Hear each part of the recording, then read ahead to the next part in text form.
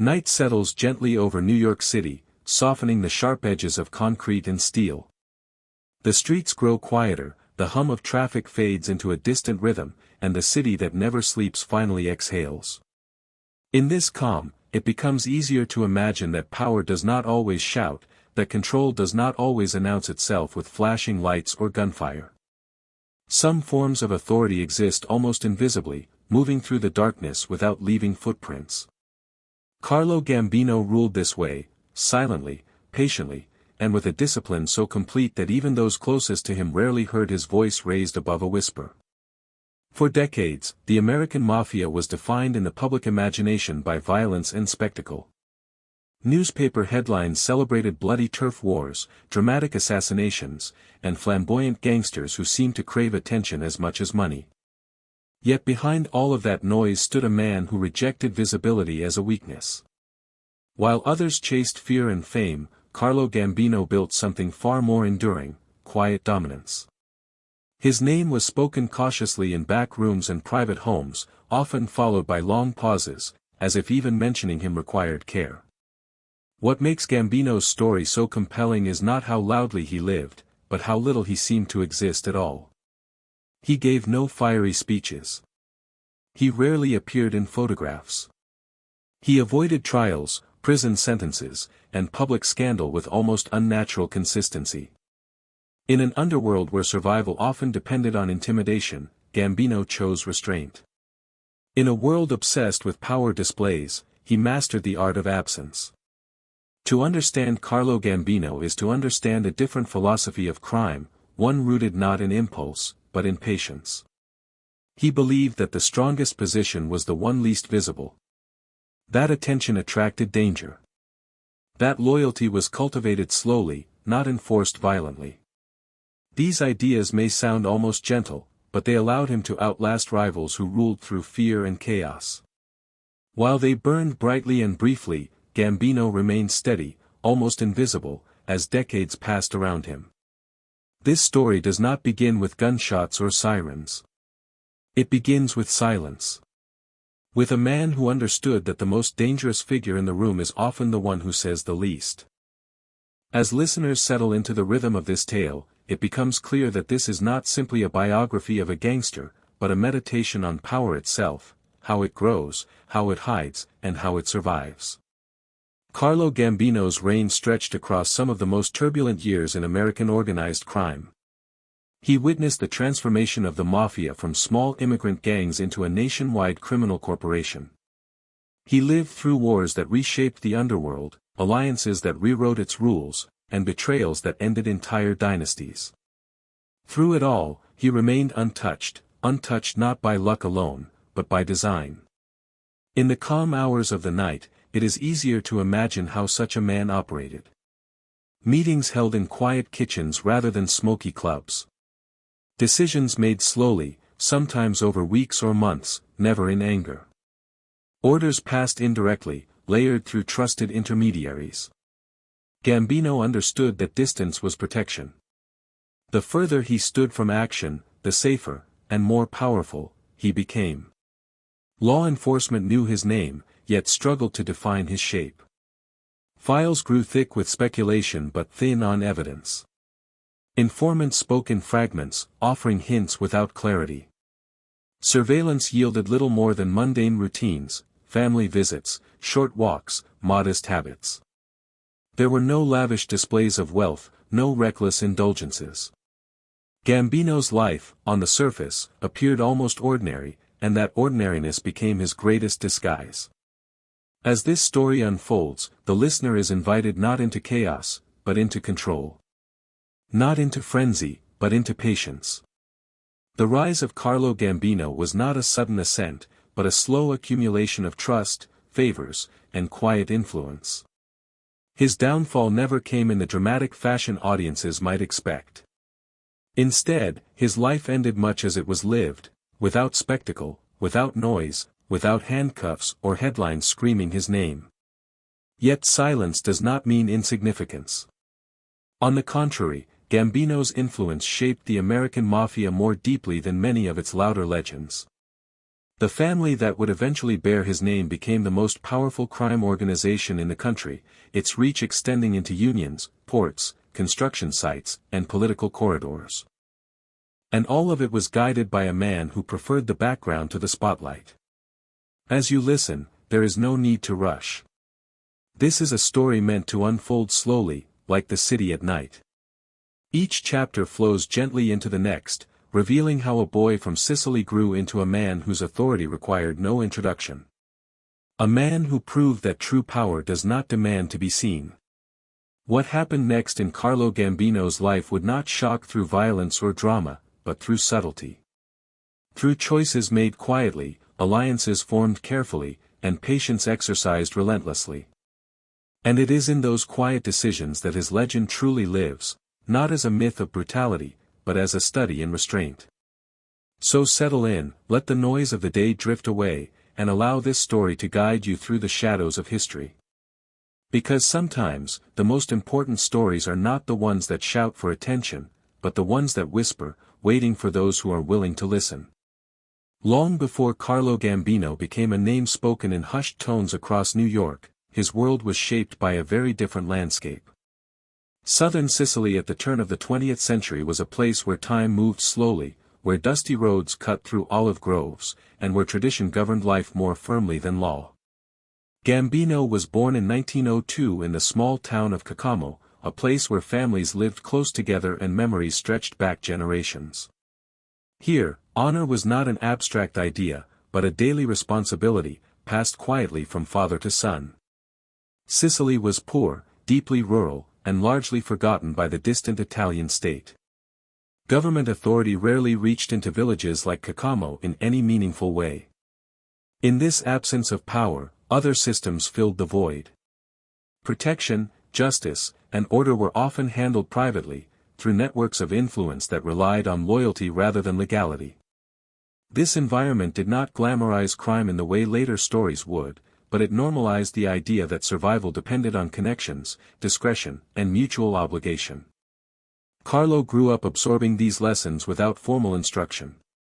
They were embedded in conversations overheard at night, in the way disputes were settled quietly rather than publicly, and in the unspoken understanding that some men carried more weight than others. Violence existed, but it was not chaotic. It was restrained, purposeful, and often avoided altogether if reputation alone could achieve the desired outcome. This balance between threat and restraint would later become central to Gambino's philosophy. His family was not wealthy, but they were rooted. Like many Sicilian households, they lived simply, guided by routine and tradition. Respect for elders was absolute. Words mattered. Silence mattered even more. Children learned early that listening was safer than speaking, and observing was wiser than acting. Carlo, by most accounts, was a quiet child, more inclined to watch than to perform. In a culture that valued subtlety, this was not a weakness, but a strength. The mafia in Sicily was not yet the global symbol it would later become.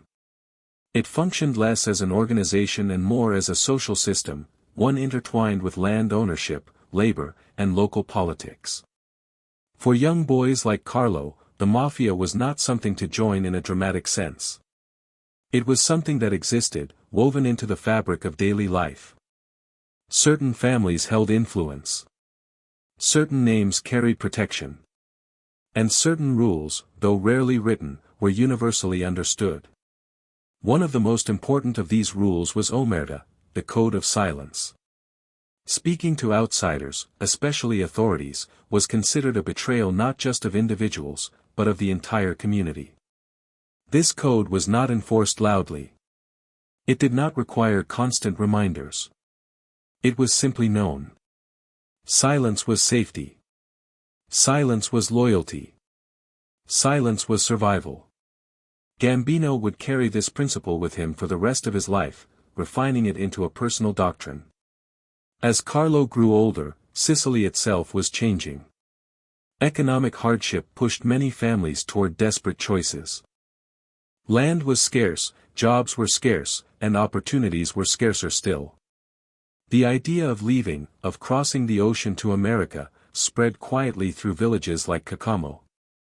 Letters arrived from relatives who had already gone, describing crowded neighborhoods and difficult work, but also hinting at possibilities that did not exist at home. For families connected, even loosely, to mafia networks, emigration was not simply an escape, it was an expansion. America represented new territory, new markets, and new influence.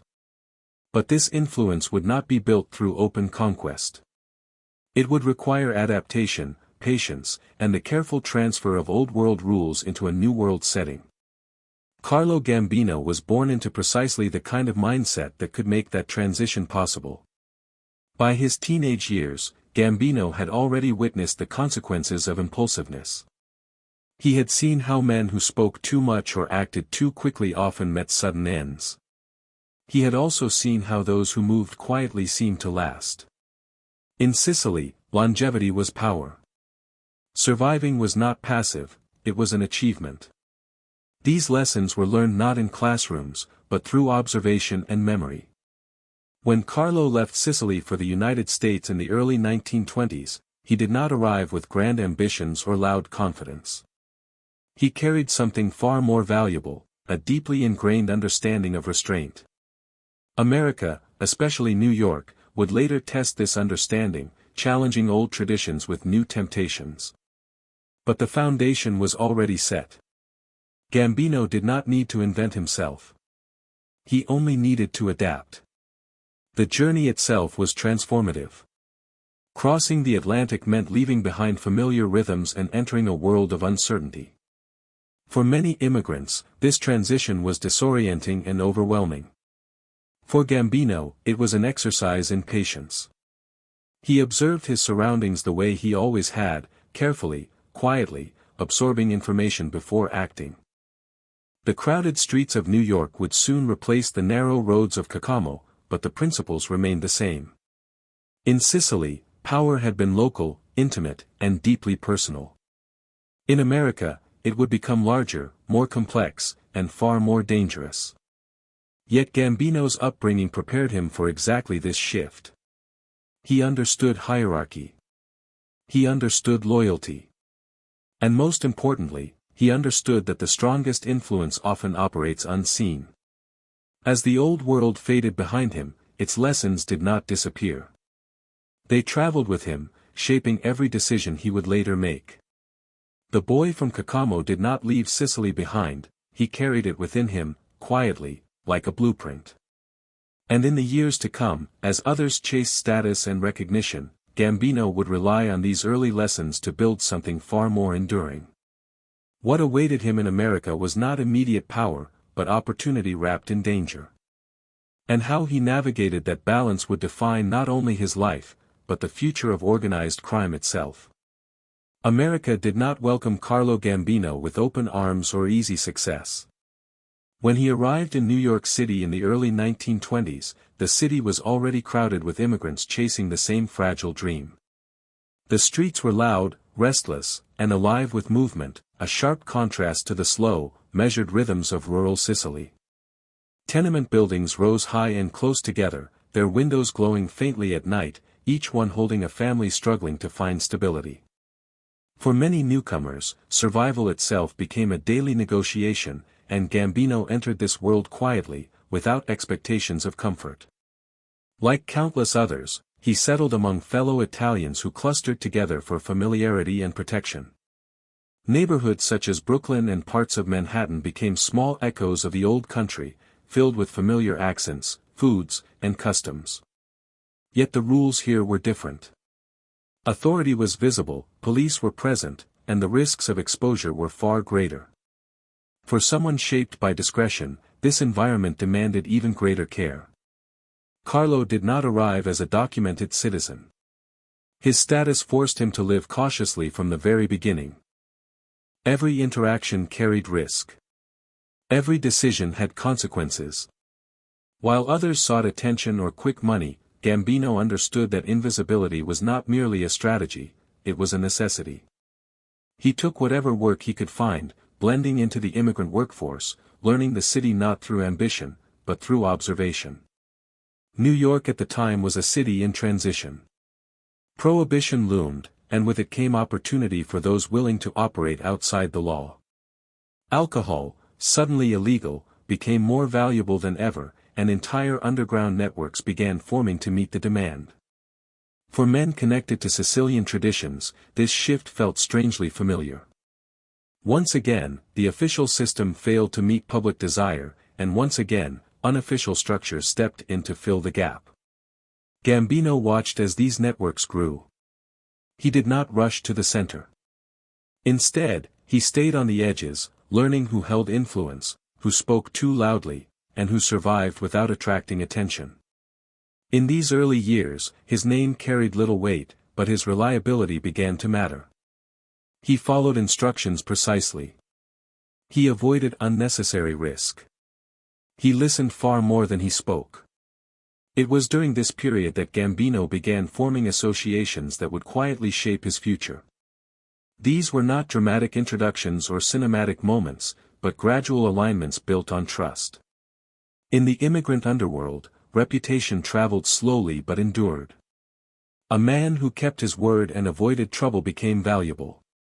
Gambino's calm demeanor and disciplined habits made him someone others felt comfortable relying on. While many young men were drawn into street-level violence, Gambino remained distant from unnecessary conflict. He understood that violence attracted scrutiny, and scrutiny attracted law enforcement. Instead, he positioned himself in roles that emphasized logistics and coordination rather than confrontation. These positions rarely earned recognition, but they offered protection and insight. Prohibition accelerated the growth of organized crime in ways few could have predicted. Smuggling routes expanded. Distribution networks became more sophisticated. Money flowed steadily, and with it came ambition. Rivalries formed quickly, often fueled by ego rather than strategy. Gambino observed these patterns carefully, recognizing that chaos often created openings for quieter men. As the criminal landscape evolved, so did Gambino's understanding of power.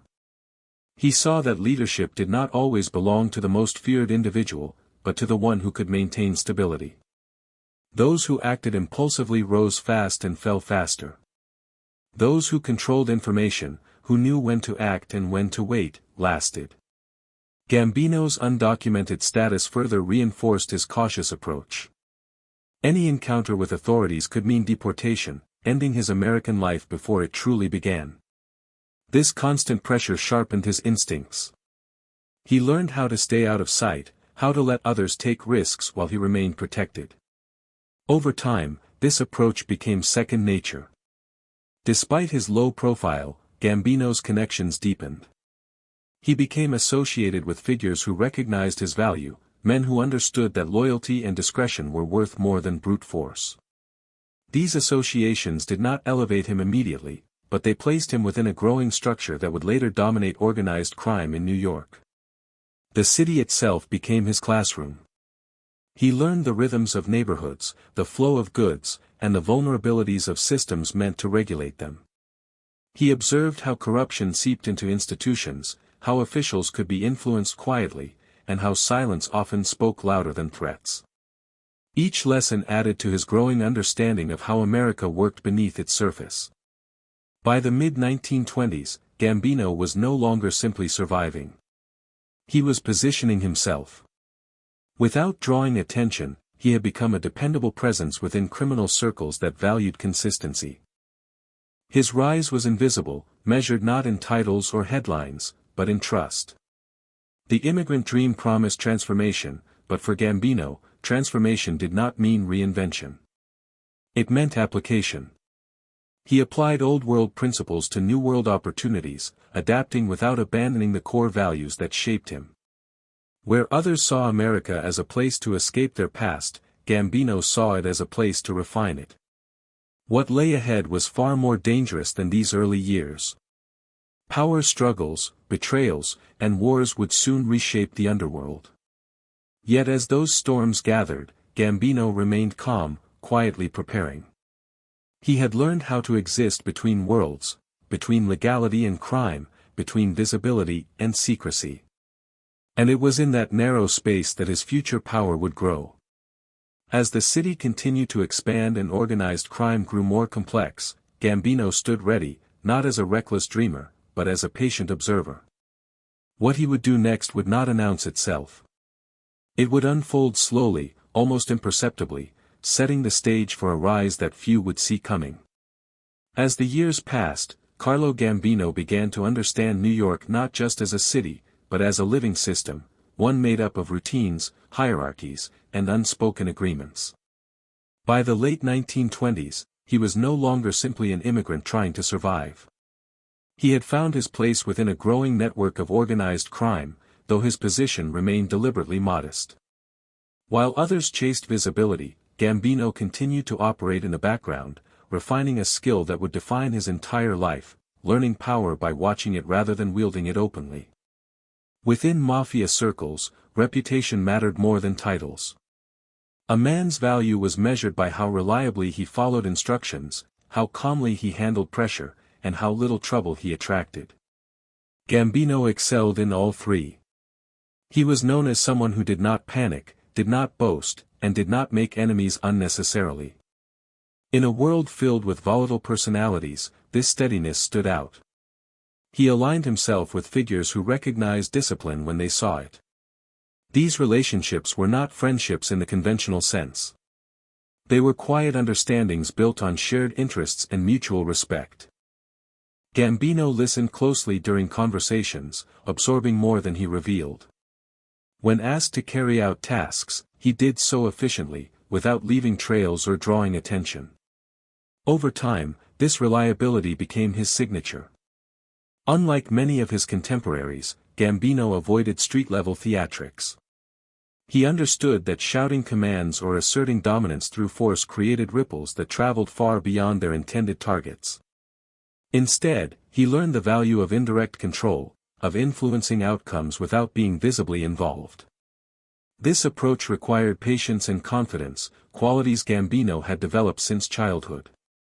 As prohibition fueled the expansion of criminal enterprises, the need for dependable operatives grew.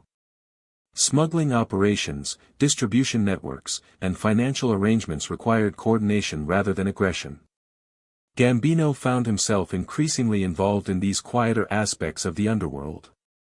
He handled logistics, ensured compliance, and mediated small disputes before they became larger problems. Each success strengthened his position, even if it went unnoticed by outsiders.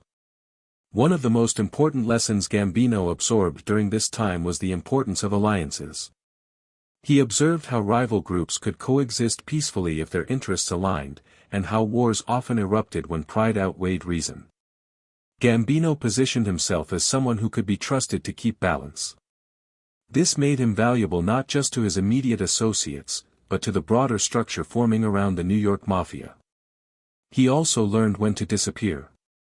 There were moments when tension rose, when law enforcement scrutiny intensified, or when internal conflicts threatened stability. During these times, Gambino stepped back, reducing his visibility and limiting his interactions. This ability to retreat without losing influence was rare, and it further protected him from harm. While others measured success in money or status, Gambino measured it in longevity. He understood that survival was the ultimate achievement in organized crime. Each year lived without imprisonment or violent confrontation was a victory. This mindset shaped his decisions, guiding him away from reckless opportunities and toward sustainable influence. Gambino's calm demeanor often led others to underestimate him. He did not intimidate through presence or speech. Instead, his authority emerged gradually, through consistency. People learned that when Gambino was involved, operations ran smoothly. Problems were resolved quietly. Risks were minimized.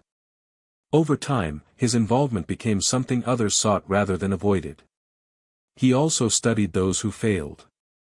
Men who rose quickly, who demanded loyalty through fear, often met sudden ends. Gambino watched these patterns repeat and took note. He understood that fear was a temporary tool, while respect, earned through fairness and reliability, lasted longer. This insight influenced how he treated those beneath him, reinforcing loyalty without cruelty. As the mafia's internal structure grew more defined, Gambino adapted seamlessly. He did not challenge authority or seek promotions. Instead, he allowed opportunities to come to him. When responsibilities expanded, he accepted them quietly. When decisions were needed, his input was measured and thoughtful. This restraint made his voice carry more weight when he chose to use it. By the time the late 1920s gave way to the early 1930s, Gambino had become a fixture within his circle. He was not the most powerful man, nor the most feared, but he was indispensable. His presence brought stability, and his absence was noticed. This balance, being important without being obvious, was one he maintained carefully. The city around him grew more dangerous. Competition intensified, and alliances shifted. Yet Gambino remained steady, guided by the same principles he had learned in Sicily. Listen first. Act only when necessary. Avoid attention. Protect relationships. These rules allowed him to navigate an increasingly volatile environment with remarkable success. What Gambino was building during this period was not a reputation that would attract headlines, but a foundation that would support future power. He was learning how influence truly worked, how it flowed through trust rather than force, and how silence could be more commanding than threats.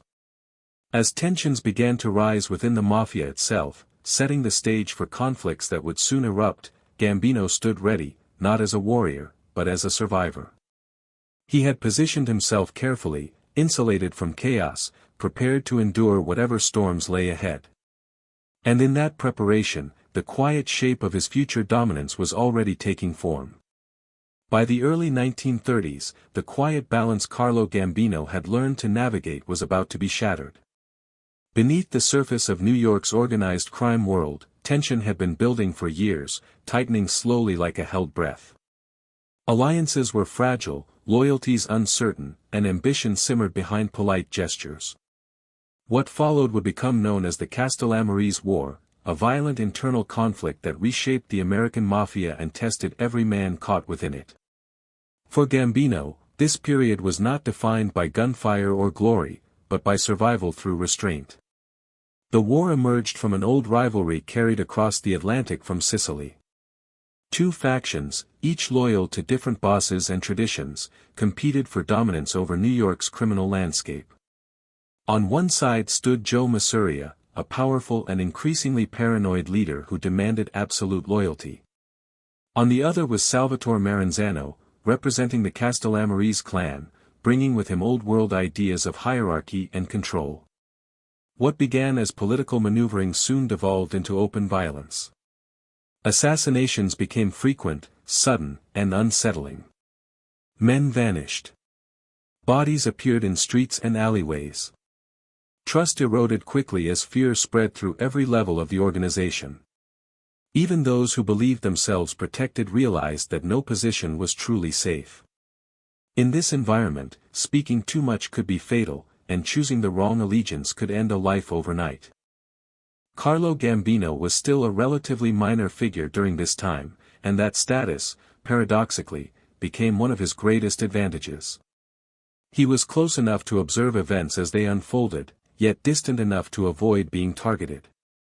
While higher-ranking figures were consumed by strategy and suspicion, Gambino focused on something far more basic: staying alive. He did not rush to declare loyalty publicly.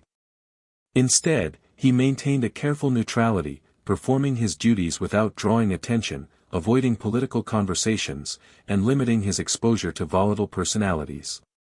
In a war defined by impulsive decisions, Gambino chose patience. Where others reacted emotionally, he observed quietly, understanding that the war itself would determine who held power next. The streets of New York during this period carried an unusual stillness beneath the violence. People moved cautiously. Conversations were shorter. Meetings were rare and tense. Gambino learned to read the subtle shifts in behavior, the sudden absences, the nervous glances, the coded language. Information became more valuable than action, and Gambino absorbed it without ever appearing to collect it. He saw firsthand how fear distorted judgment. Leaders who once ruled confidently began to act erratically. Orders contradicted one another. Long-standing relationships fractured under pressure. Gambino recognized that chaos created opportunity, but only for those who could wait without being consumed by it.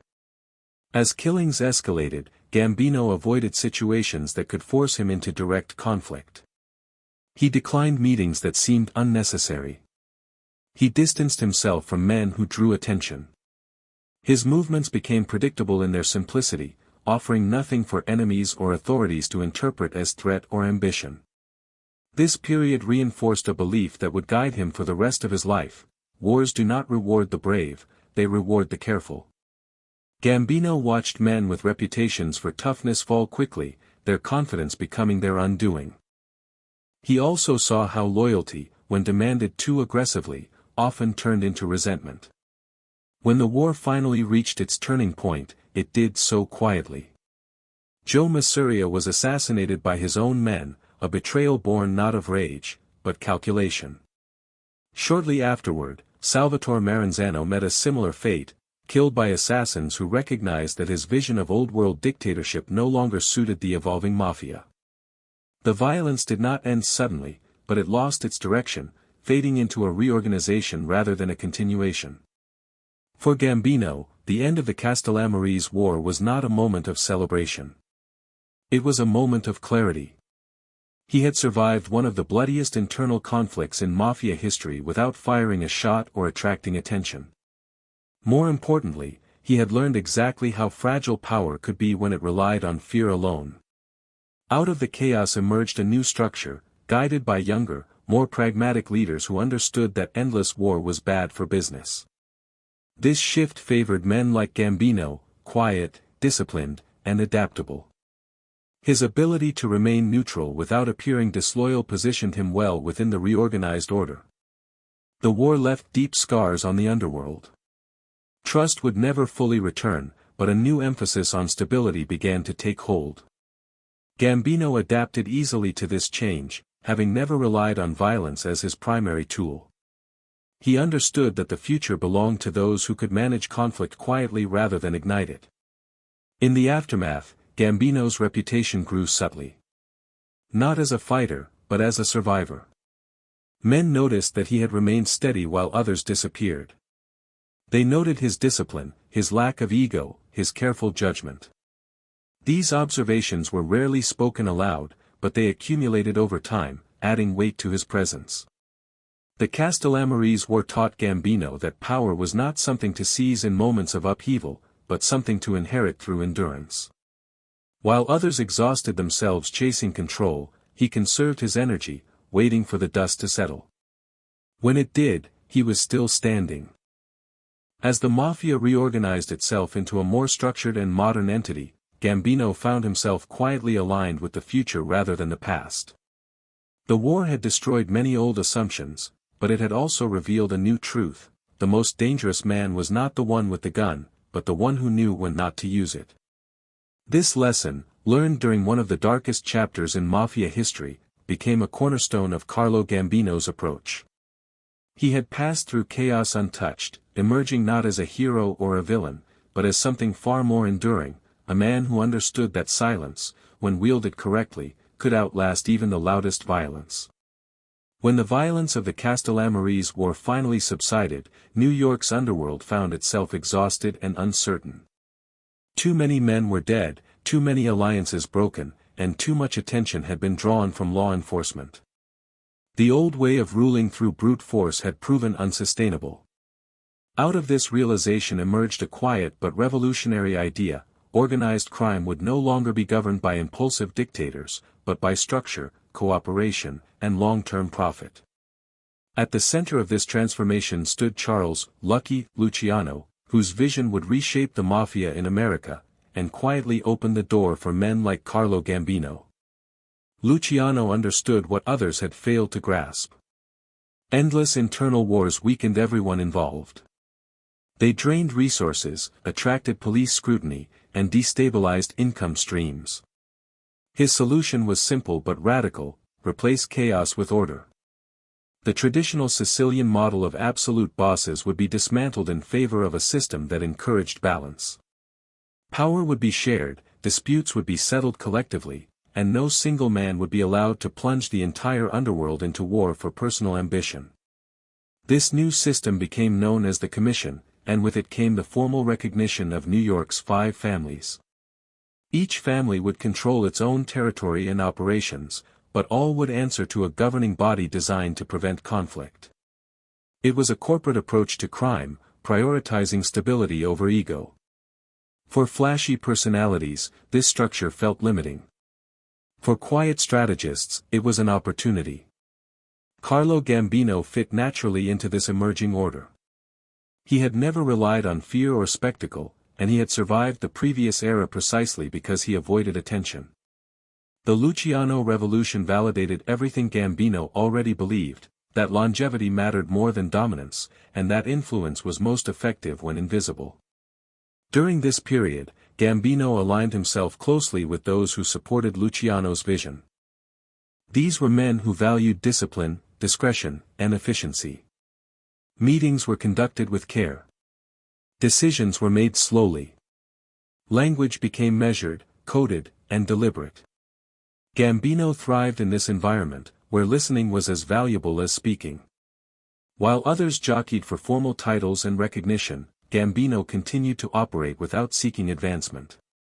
He allowed himself to be underestimated, understanding that ambition made men reckless. Instead, he focused on maintaining strong relationships, honoring agreements, and ensuring that operations under his influence ran smoothly. Over time, this reliability translated into trust, and trust into quiet authority.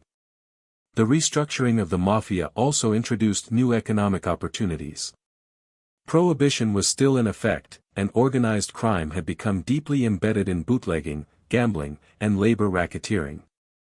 These ventures required coordination across families and territories, reinforcing the need for cooperation. Gambino's reputation for fairness and restraint made him a valuable intermediary in these dealings. By prioritizing profit over personal glory, he demonstrated that criminal organizations could thrive while minimizing exposure to violence and law enforcement. His methods influenced generations of leaders who sought to emulate the stability and longevity he achieved. In addition to operational and organizational innovations, Gambino's life offers lessons in human psychology and leadership. He understood the dynamics of influence, the importance of perception, and the subtle power of restraint. By listening more than he spoke, observing more than he acted, and controlling the narrative of his presence, he shaped outcomes without overt force. In doing so, he revealed that leadership is often most effective when it is almost invisible, guiding rather than commanding. Even the myths surrounding Gambino's life contribute to his enduring legacy. While popular culture has dramatized his story, emphasizing mystery, intrigue, and occasional violence, these exaggerations underscore the fascination his restraint inspired. The contrast between the quiet man and the powerful organization he controlled creates a compelling narrative, that the most formidable authority can be exercised without spectacle, that influence can be more enduring when hidden, and that the greatest victories are often achieved through preparation and patience rather than force. Gambino's death in 1976 further cemented his legacy.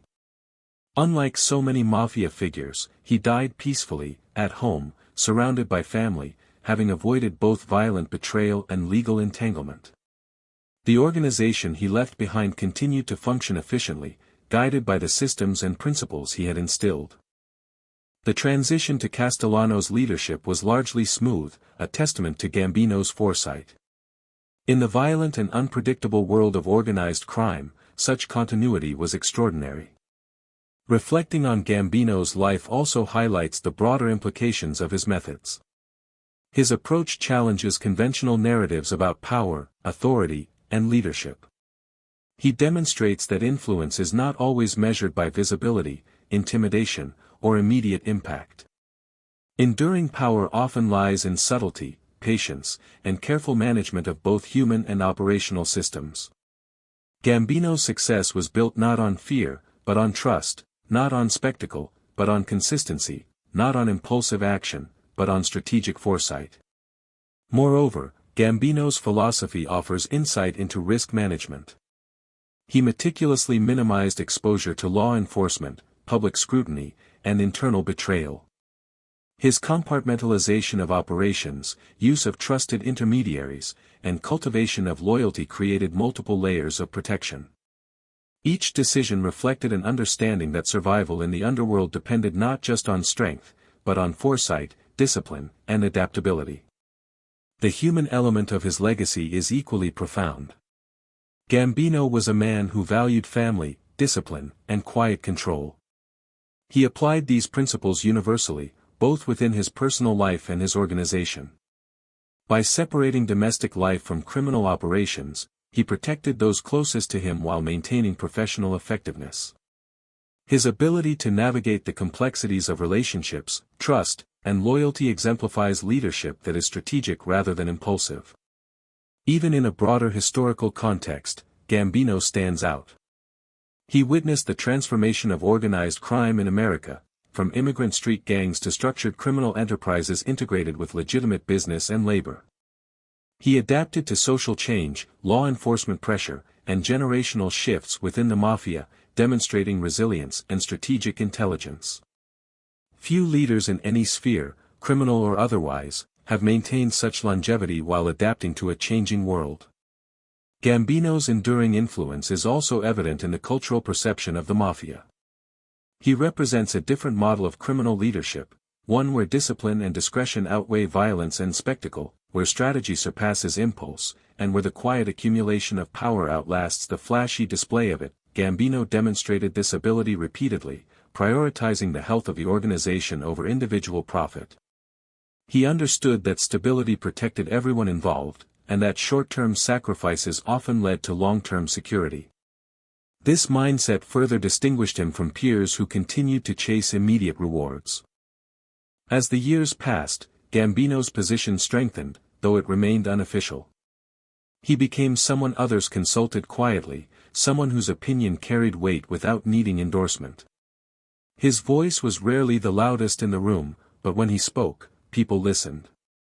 In a world still recovering from bloodshed, calm confidence was reassuring. The new mafia structure also brought increased scrutiny from law enforcement.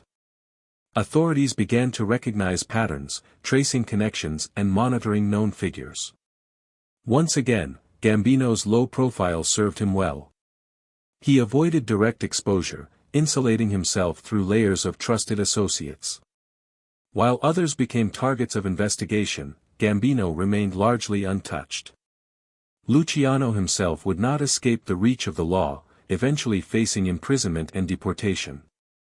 Yet even his downfall did not dismantle the system he created. The commission endured, proving that the revolution had succeeded. For Gambino, this continuity reinforced the value of building systems rather than personalities. As leadership shifted and new bosses emerged, Gambino adapted seamlessly. He did not tie his fate to any single individual. Instead, he aligned with the structure itself, ensuring his relevance regardless of who held power. This flexibility would become one of his greatest strengths in the decades to come. The Luciano Revolution marked a turning point not just for the mafia, but for Gambino personally. It validated his instincts, rewarded his patience, and positioned him within an organization that valued exactly what he offered. While others mourned the loss of old traditions, Gambino embraced the future quietly, understanding that evolution was essential to survival. In the calm that followed years of violence, Gambino continued to refine his approach. He observed how decisions made in private shaped outcomes across the city. He learned that true control required neither threats nor displays of force, only consistency and discretion. The revolution had not made him powerful overnight, but it had laid the groundwork for everything that would follow. As the mafia entered this new era of order and cooperation, Gambino stood ready, deeply embedded yet almost invisible. The foundations of his eventual rise were firmly in place, built not through conquest, but through alignment with a system designed to endure. And in that system, silence was not weakness, it was the ultimate advantage. As the new order of the American mafia settled into place, Carlo Gambino found himself operating under the leadership of a man whose temperament could not have been more different from his own. Albert Anastasia was known throughout the underworld as volatile, unpredictable, and brutally effective. His reputation was forged through violence, and his authority maintained through fear. Where Gambino believed in restraint and silence, Anastasia embodied intimidation and impulsive power. Together, they formed an uneasy balance that would define an era. Anastasia had risen through the ranks as an enforcer, earning the grim nickname, the Mad Hatter, for his sudden and often lethal outbursts. He was closely associated with Murder Incorporated, the enforcement arm that carried out contract killings with ruthless efficiency. His presence alone could freeze a room. Yet despite his violent nature, Anastasia recognized value in men who could stabilize what he could not. In Carlo Gambino, he found exactly that. Gambino served as underboss, a position that required managing daily operations and maintaining order beneath the boss's volatile leadership. It was a role that demanded patience and emotional control. While Anastasia ruled through fear, Gambino ruled through calm reassurance. He handled disputes quietly, resolved conflicts before they escalated, and ensured that business continued smoothly even when Anastasia's temper threatened to disrupt everything. This division of roles created a strange harmony. Anastasia projected power outward, keeping rivals at bay through reputation alone. Gambino managed power inward, ensuring loyalty and efficiency within the family. Each needed the other, though only one of them seemed fully aware of it. Gambino understood that his role was not to challenge Anastasia, but to balance him. Within the family, Gambino became a stabilizing force. Men who feared Anastasia often turned to Gambino for guidance, knowing he would listen without judgment. He did not undermine the boss openly, but he softened the effects of Anastasia's leadership, protecting subordinates from unnecessary punishment and preventing impulsive decisions from spiraling into chaos. Anastasia, for all his ferocity, trusted Gambino. This trust was not built on friendship, but on results. Gambino's presence kept operations profitable and disputes minimal. When Anastasia lashed out, Gambino quietly cleaned up the aftermath, restoring balance without drawing attention. Over time, this reliability deepened Anastasia's dependence on him. Yet this arrangement was inherently unstable. The mafia's new structure valued cooperation and discretion, while Anastasia's leadership style belonged to an older, bloodier era. His public outbursts and violent tendencies drew attention from both rivals and law enforcement. Gambino saw the risks clearly. Each impulsive act threatened not only Anastasia, but everyone connected to him. Despite these dangers, Gambino never confronted Anastasia directly. He understood that open opposition would be interpreted as betrayal. Instead, he waited, observing how resentment toward Anastasia slowly grew within the organization. Other bosses viewed Anastasia as a liability, someone whose behavior endangered the fragile peace established after years of war. As the years passed, tensions increased. Anastasia's paranoia deepened, and his violence became less strategic and more reactive.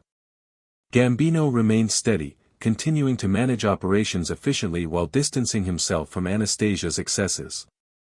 His calm demeanor contrasted sharply with the boss's volatility, and this contrast did not go unnoticed.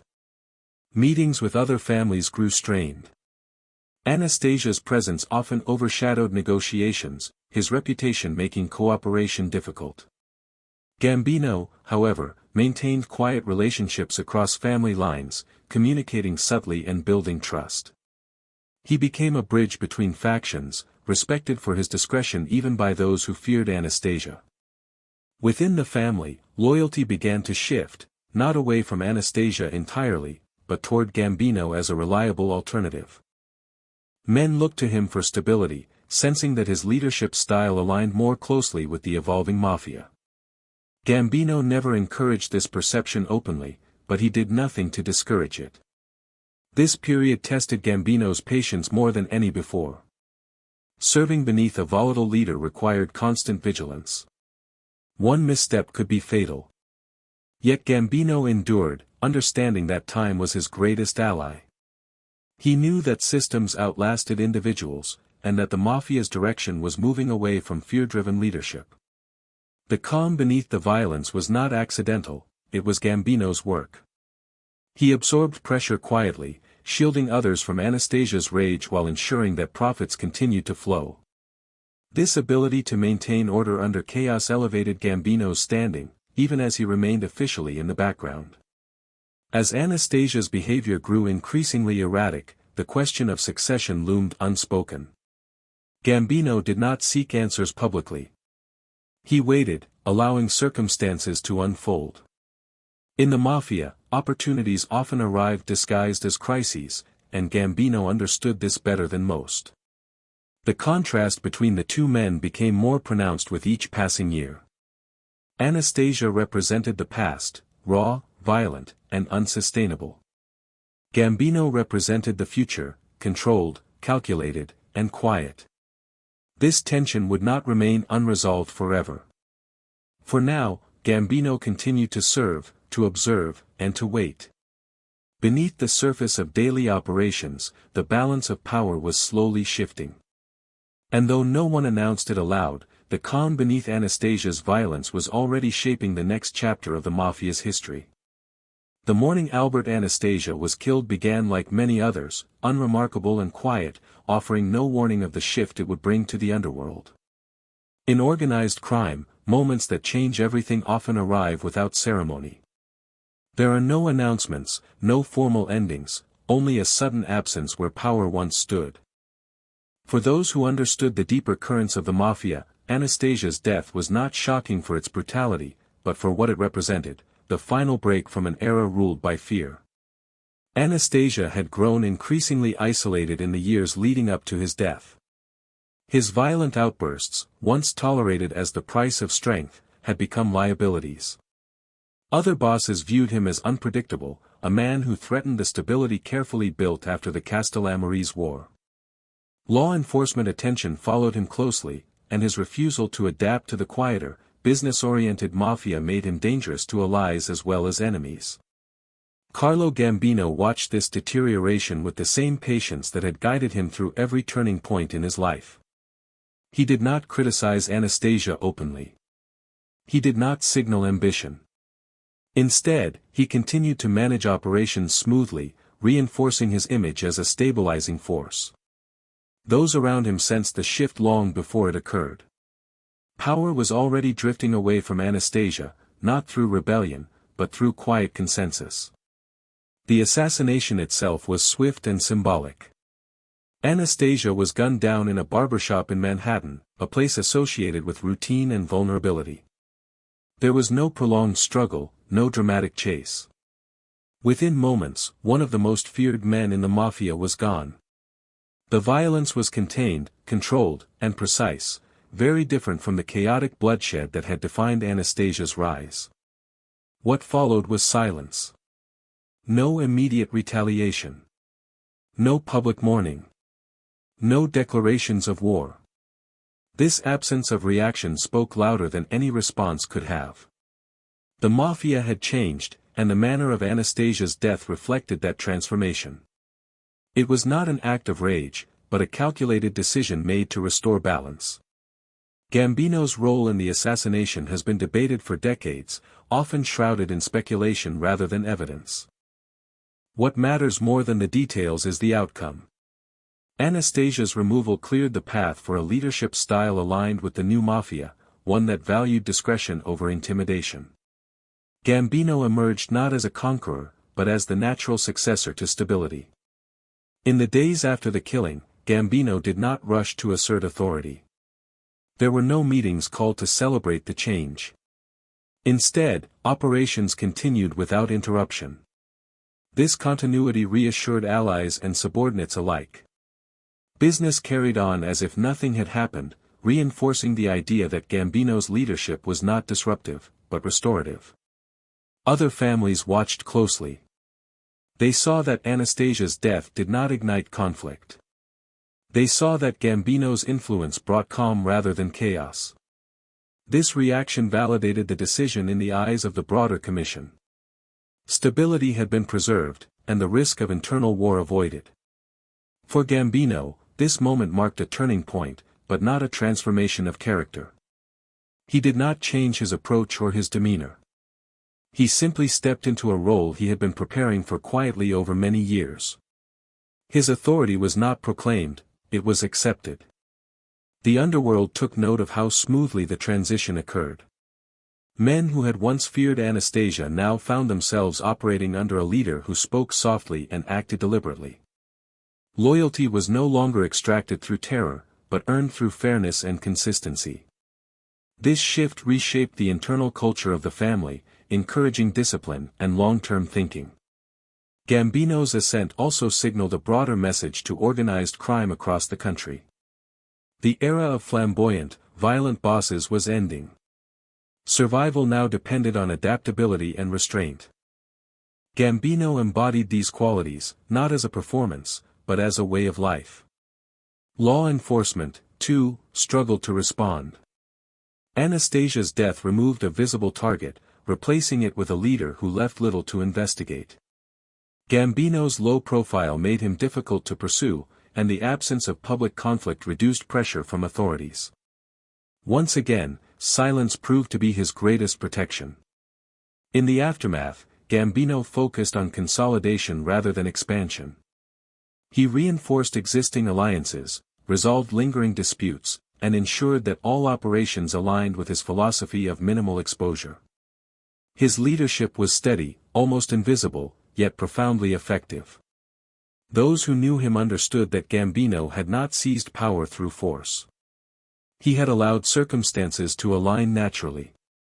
By outlasting rivals and maintaining composure under pressure, he had positioned himself as the inevitable choice when change became necessary. Anastasia's death closed a chapter defined by violence and unpredictability. Gambino's rise opened one defined by control and longevity. The contrast between the two men could not have been clearer, and it underscored a central truth of the mafia's evolution: power endured not through fear, but through balance. As the dust settled, Gambino remained characteristically reserved. He did not reflect publicly on the past, nor did he comment on the manner of his predecessor's death. He moved forward quietly, focused on maintaining order and protecting the structure that now bore his influence. In the stillness that followed, the mafia entered a new phase, guided by a man who understood that the loudest actions often invite the quickest ends.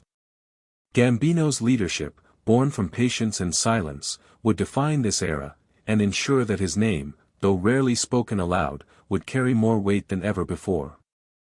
Power did not arrive for Carlo Gambino with ceremony or celebration. There were no public acknowledgments, no dramatic declarations, and no visible shift in daily routines. In many ways, that was exactly the point. When Gambino assumed control of the family that would later bear his name, he did so without ever appearing to take power at all. Authority simply settled around him, quietly and naturally, as if it had always belonged there. In the underworld, leadership transitions often triggered instability. Rivals tested boundaries, subordinates questioned loyalties, and violence flared as ambitious men tried to prove themselves. Under Gambino, none of this happened. Operations continued uninterrupted. Meetings remained calm. Profits flowed steadily. The absence of disruption became the clearest signal that Gambino was now in charge. He understood that power displayed openly invited challenge. Instead of reshaping the family in his own image, Gambino preserved existing structures while subtly refining them. He rewarded loyalty without fanfare and addressed problems privately. Those who worked under him rarely felt controlled, yet they followed his direction instinctively. This quiet influence created a sense of order that did not depend on fear. Gambino's leadership style contrasted sharply with the dramatic figures who had dominated public imagination. He avoided flashy clothing, extravagant homes, and ostentatious habits. His personal life appeared modest, almost unremarkable. This simplicity was deliberate. The less attention he drew, the safer his position became. Within the family, Gambino emphasized discipline. Violence was not forbidden, but it was tightly controlled. Any action that risked unnecessary exposure was discouraged. He believed that every violent act created ripples, law enforcement interest, internal instability, and the possibility of retaliation. By limiting violence, he protected the organization as a whole. Decision-making under Gambino was slow and deliberate. He consulted trusted advisors quietly, weighed consequences carefully, and avoided impulsive responses. This approach frustrated those accustomed to faster, more aggressive leadership, but it also prevented costly mistakes. Over time, even skeptics recognized the effectiveness of his methods. Gambino also understood the value of delegation. He rarely involved himself directly in operations, preferring to work through intermediaries. This distance served multiple purposes. It protected him legally, preserved plausible deniability, and reinforced the perception that he was above daily conflicts. His role became one of oversight rather than execution. Relationships with other families were managed with equal care. Gambino prioritized stability over expansion, understanding that alliances were more valuable than territory gained through conflict. He honored agreements meticulously, building a reputation for reliability that extended beyond New York. Other bosses trusted his word, knowing that he valued long-term peace over short-term advantage.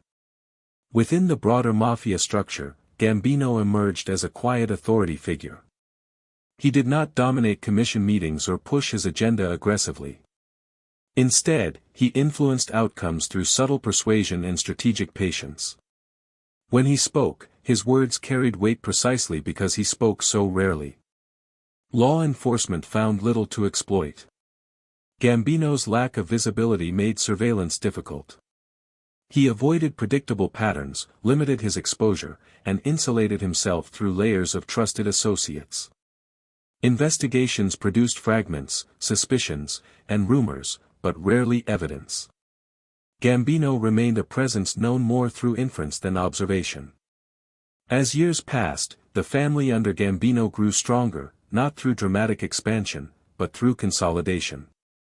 Rackets were streamlined, internal disputes minimized, and profits stabilized.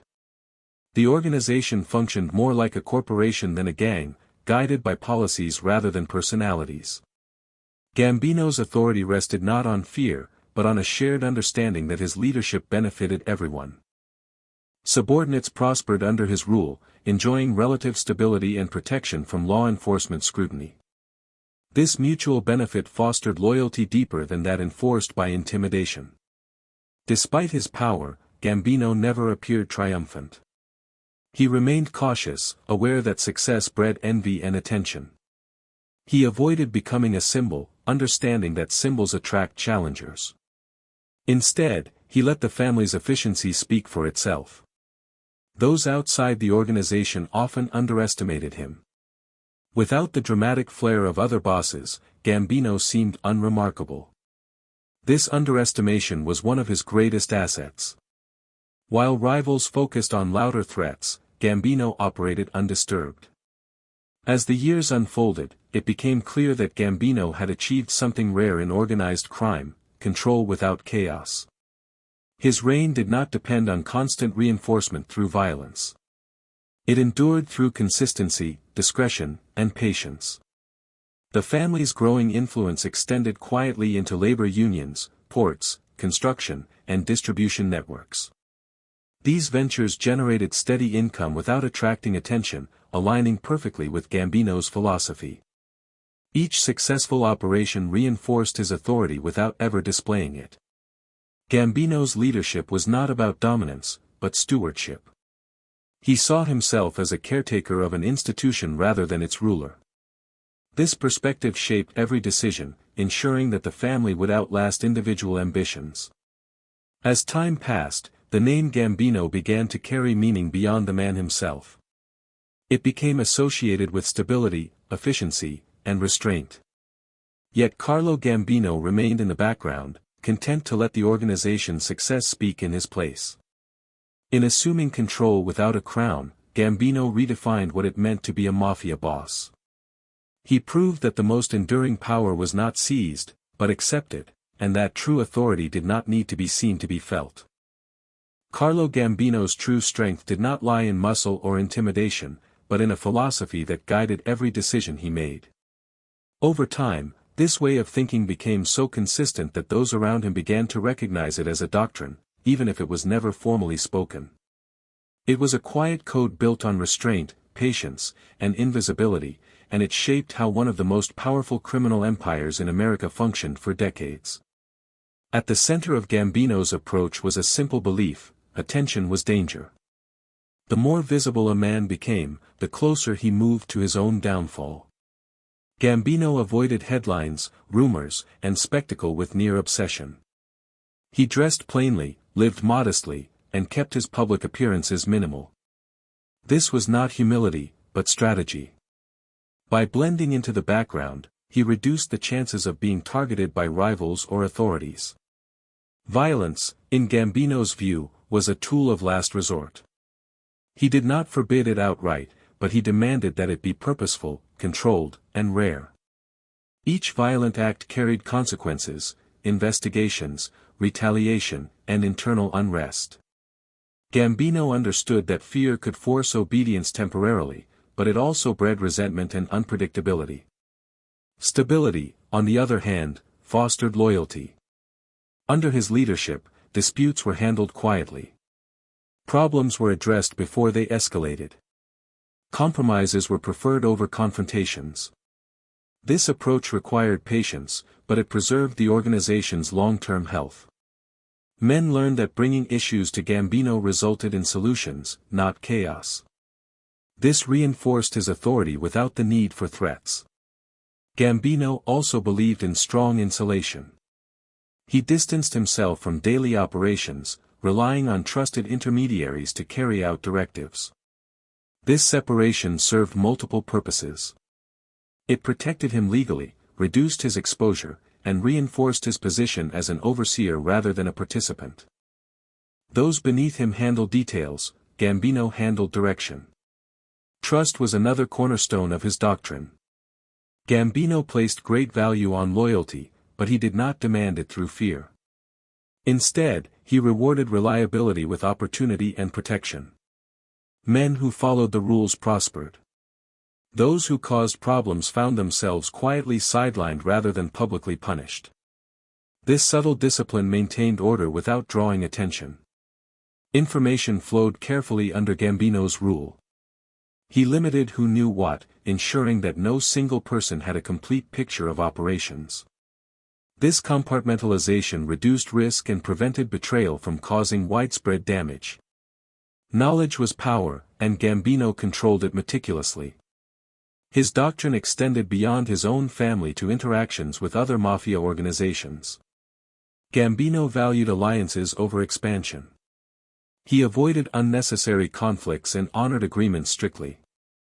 His reputation for fairness made him a trusted partner, reducing the likelihood of disputes. Peace, in his view, was profitable. Gambino also understood the importance of adaptability. While rooted in old-world values, his approach evolved with changing circumstances. As law enforcement techniques advanced, he adjusted operations to minimize exposure. He encouraged caution, flexibility, and awareness, ensuring that the organization remained resilient. Personal discipline was essential to Gambino's philosophy. He expected those around him to exercise restraint in their behavior. Excessive drinking, reckless spending, and public displays of wealth were discouraged. Such behavior attracted attention and undermined the organization's image of stability. Gambino led by example, maintaining a low-key lifestyle that reinforced his principles. The absence of public drama under Gambino's leadership was not accidental. It was the result of constant, quiet effort. Meetings were brief and discreet. Decisions were communicated indirectly. Conflicts were resolved privately. This calm environment allowed operations to run smoothly and reduce stress within the organization. Gambino's doctrine also emphasized succession planning. He believed that leadership should not depend on one individual's charisma or strength. Systems needed to function regardless of who sat at the top.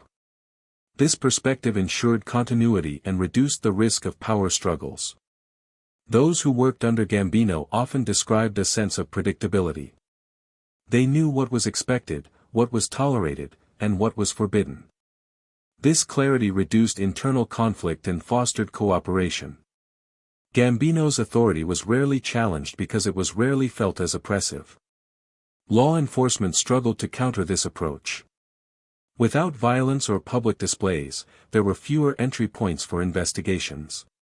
Gambino's organization left minimal evidence, operating through layers of separation and discretion. Silence became a shield. Over time, this doctrine shaped not just the Gambino family, but the broader mafia culture. Other bosses observed its effectiveness and adopted similar strategies. Gambino's influence extended beyond his territory, shaping how organized crime operated nationwide. Despite his immense power, Gambino remained almost invisible. He did not seek recognition, understanding that anonymity was protection. His satisfaction came not from fame, but from control exercised quietly. This philosophy allowed Gambino to achieve what few others could, a long, stable reign unmarred by scandal or collapse. His doctrine proved that in the underworld, the most effective leaders were not those who ruled loudly, but those who ruled silently. As years passed, Gambino's approach became his legacy. It demonstrated that true power did not need to announce itself. It simply needed to endure. While Carlo Gambino's leadership style emphasized silence and restraint, the empire he presided over was vast, complex, and extraordinarily profitable. Beneath the calm surface of his rule flowed a steady current of money, generated not by chaos, but by carefully structured criminal enterprises that mirrored legitimate businesses. Gambino understood that wealth, not violence, was the true measure of power, and he shaped his organization accordingly. One of the cornerstones of this financial empire was control over labor unions. In mid-20th century America, unions wielded enormous influence over industries such as construction, trucking, and shipping. By quietly infiltrating union leadership and influencing key officials, Gambino's organization gained leverage over entire sectors of the economy. Strikes could be called or avoided. Contracts could be delayed or accelerated. These decisions, made behind closed doors, translated into enormous profits without attracting public attention. The waterfronts of New York became another crucial asset. Ports were gateways through which goods flowed in and out of the city, and controlling them meant controlling commerce itself. Gambino's influence over dockworkers and port officials allowed his organization to skim profits from legitimate shipments, smuggle contraband, and ensure that certain goods moved smoothly while others mysteriously vanished. This control was exercised quietly, without disrupting operations enough to draw scrutiny. Construction was equally lucrative. As New York expanded, buildings rose across the city, creating endless opportunities for manipulation. Gambino's organization influenced which companies received contracts, which projects moved forward, and which encountered unexpected delays. Kickbacks flowed steadily, disguised as consulting fees or labor costs. By embedding his influence within the industry, Gambino ensured a continuous stream of income that appeared legitimate on the surface. Gambling operations formed another pillar of the empire. While casinos were illegal in New York, underground gambling thrived. Card games, betting parlors, and numbers rackets operated discreetly, serving a steady clientele. Gambino's organization managed these operations with precision, ensuring that debts were collected quietly and disputes resolved without violence whenever possible. The goal was not to dominate through fear, but to maintain reliability and trust among customers. Smaller but equally important ventures included loan sharking and protection rackets. Money was lent at high interest to those who could not access traditional banking. Protection was offered to businesses not as a threat, but as a guarantee of stability. Under Gambino's leadership, these activities were conducted with restraint, minimizing complaints and legal risk. What distinguished Gambino's empire was its emphasis on systems rather than individuals. Operations were compartmentalized, with each layer insulated from the others. This structure protected the organization from collapse if one part was exposed. Gambino rarely involved himself directly, preferring to oversee from a distance. His role was strategic, not operational. Cash flow was managed carefully. Money was laundered through legitimate businesses, investments, and partnerships. Gambino encouraged reinvestment rather than excess spending, ensuring that wealth generated stability rather than attention. This financial discipline set his organization apart from others that squandered profits on displays of wealth. Relationships with legitimate businesses were cultivated subtly. Contractors, suppliers, and officials often cooperated without fully understanding the extent of Gambino's influence. This ambiguity protected everyone involved. By blending criminal activity with legitimate commerce, Gambino created an empire that was difficult to untangle. The emphasis on money over mayhem also influenced internal culture. Members were encouraged to think like businessmen, not soldiers. Success was measured in efficiency and profit, not body counts. This mindset reduced internal conflict and attracted individuals who valued stability. Law enforcement faced significant challenges in dismantling such an empire. Without obvious violence or public disputes, investigations lacked urgency. Financial crimes were complex and difficult to trace, especially when layered through legitimate enterprises. Gambino's insistence on discretion limited the evidence available to authorities. The empire's reach extended beyond New York, connecting with other families and organizations across the country. These relationships facilitated large-scale operations, shared profits, and mutual protection. Gambino's reputation for fairness ensured cooperation, reinforcing his influence. Despite its size, the empire remained remarkably quiet. There were no dramatic announcements of power, no public displays of wealth.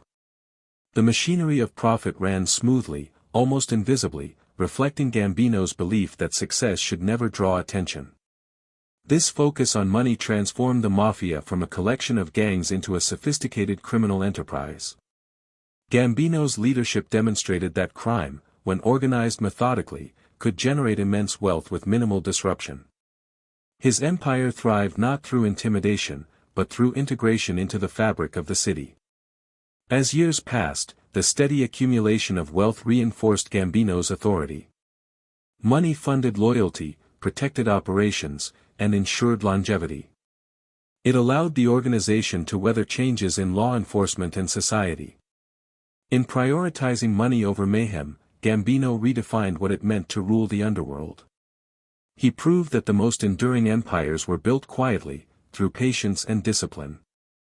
And beneath the calm exterior of his leadership lay a vast network of influence, generating power not through fear, but through wealth carefully and silently controlled. For decades, law enforcement knew Carlo Gambino's name, yet struggled to define his shape. He existed in reports, whispered testimony, and intelligence briefings, always present but never fully visible. Unlike other mafia bosses whose lives produced a steady stream of arrests, indictments, and courtroom drama, Gambino remained frustratingly elusive. To investigators, he was not a man so much as a shadow, felt everywhere, seen nowhere. Part of this invisibility was intentional.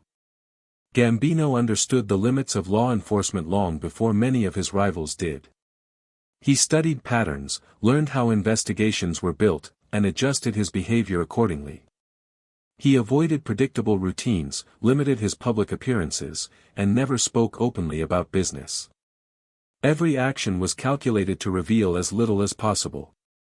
While other bosses surrounded themselves with flamboyant associates and indulged in public displays of power, Gambino cultivated an image of ordinariness. He dressed conservatively, lived in modest homes, and spent time with family. To casual observers, he appeared to be an aging immigrant, unremarkable and unthreatening. This image frustrated authorities who expected criminal leaders to look the part. Gambino's insulation was meticulous. He rarely communicated directly with those carrying out criminal activities. Orders flowed downward through layers of trusted intermediaries, each one knowing only what was necessary. This compartmentalization ensured that even if one individual cooperated with authorities, the damage would be limited. No single arrest could unravel the entire structure. Meetings were infrequent and discreet. Gambino avoided locations known to be under surveillance, preferring private homes or constantly changing environments. Conversations were brief, coded, and often indirect. Silence filled the gaps, leaving little for investigators to record or interpret. In an era before advanced digital surveillance, this restraint made evidence difficult to obtain. Law enforcement agencies attempted to build cases through informants, but Gambino's organization was unusually resistant to betrayal. Loyalty was not enforced through fear alone, but through stability and mutual benefit. Members prospered under his leadership, reducing the incentive to cooperate with authorities. Those who felt dissatisfied were quietly removed from sensitive positions long before they became threats. Wiretaps, when authorized, yielded little of value. Gambino rarely used telephones for important matters, understanding that technology was a vulnerability. He favored face-to-face communication when necessary, and even then, he spoke sparingly. Investigators often listened for hours only to hear mundane conversations, offering no actionable evidence. Surveillance teams followed Gambino's movements, hoping to catch him in compromising situations. Instead, they observed routine activities, short walks, family visits, quiet meals. He did not frequent nightclubs or public venues associated with organized crime. This lack of spectacle left investigators with few leads to pursue. Gambino also benefited from timing. Much of his reign occurred during a period when law enforcement agencies lacked coordination and advanced tools. Jurisdictional boundaries limited information sharing, and organized crime units were still developing. By the time techniques improved, Gambino's habits were already deeply ingrained and difficult to penetrate. When questioned, witnesses often spoke in fragments. They hinted at Gambino's influence without providing specifics. Fear played a role, but so did uncertainty. Gambino's distance from direct action made it difficult even for insiders to articulate his involvement. His authority was felt rather than observed. Prosecutors faced an additional challenge: Gambino's apparent compliance with the law. He avoided activities that could be easily prosecuted, such as overt violence or public corruption. Financial crimes were layered through legitimate businesses, obscuring their origins. Without clear paper trails, cases stalled. Occasionally, Gambino's name surfaced in investigations targeting others. Yet he remained untouched, a peripheral figure never close enough to indict. This pattern reinforced his reputation as untouchable, further discouraging attempts to pursue him aggressively. Law enforcement officials privately acknowledged their frustration. They suspected Gambino was among the most powerful criminals in the country, yet lacked the evidence to prove it. This gap between suspicion and proof became a defining feature of his legacy. Gambino's restraint extended even to moments of potential exposure. When associates were arrested or questioned, he distanced himself immediately. He did not intervene publicly or attempt to influence outcomes directly. This separation protected him from association with criminal acts. Over time, investigators recognized that Gambino's greatest defense was not corruption or intimidation, but discipline.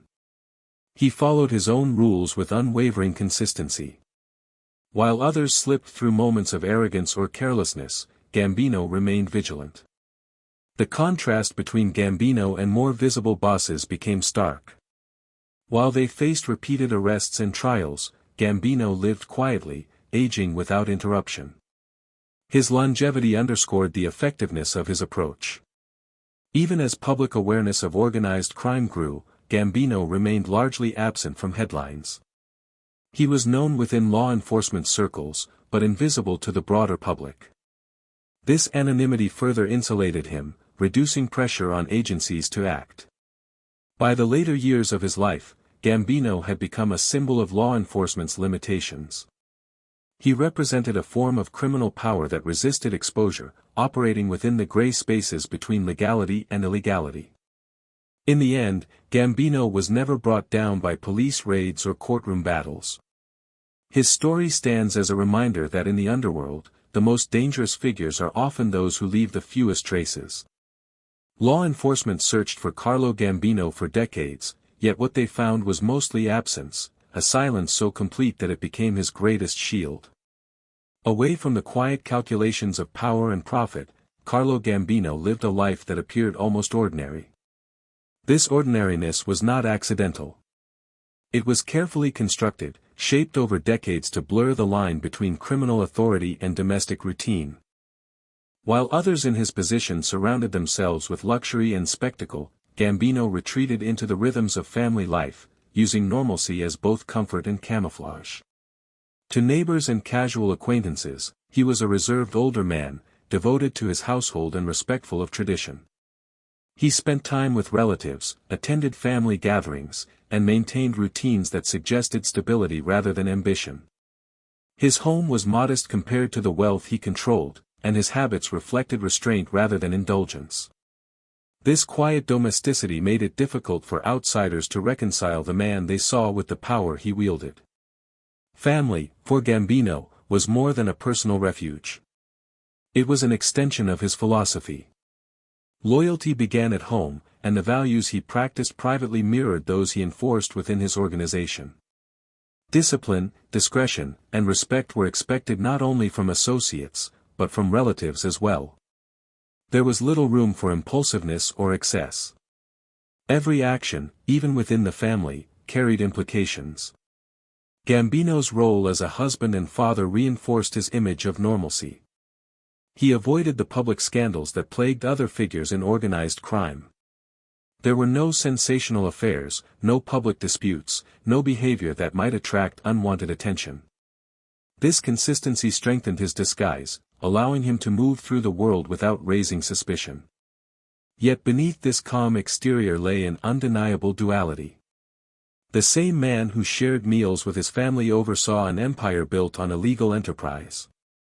The contrast was stark, but Gambino managed it seamlessly. He compartmentalized his life with the same precision he applied to his organization. Business rarely intruded into domestic spaces, and family members were shielded from operational details. Instead, he rewarded reliability with opportunity and protection. Men who followed the rules prospered. Those who caused problems found themselves quietly sidelined rather than publicly punished. This subtle discipline maintained order without drawing attention.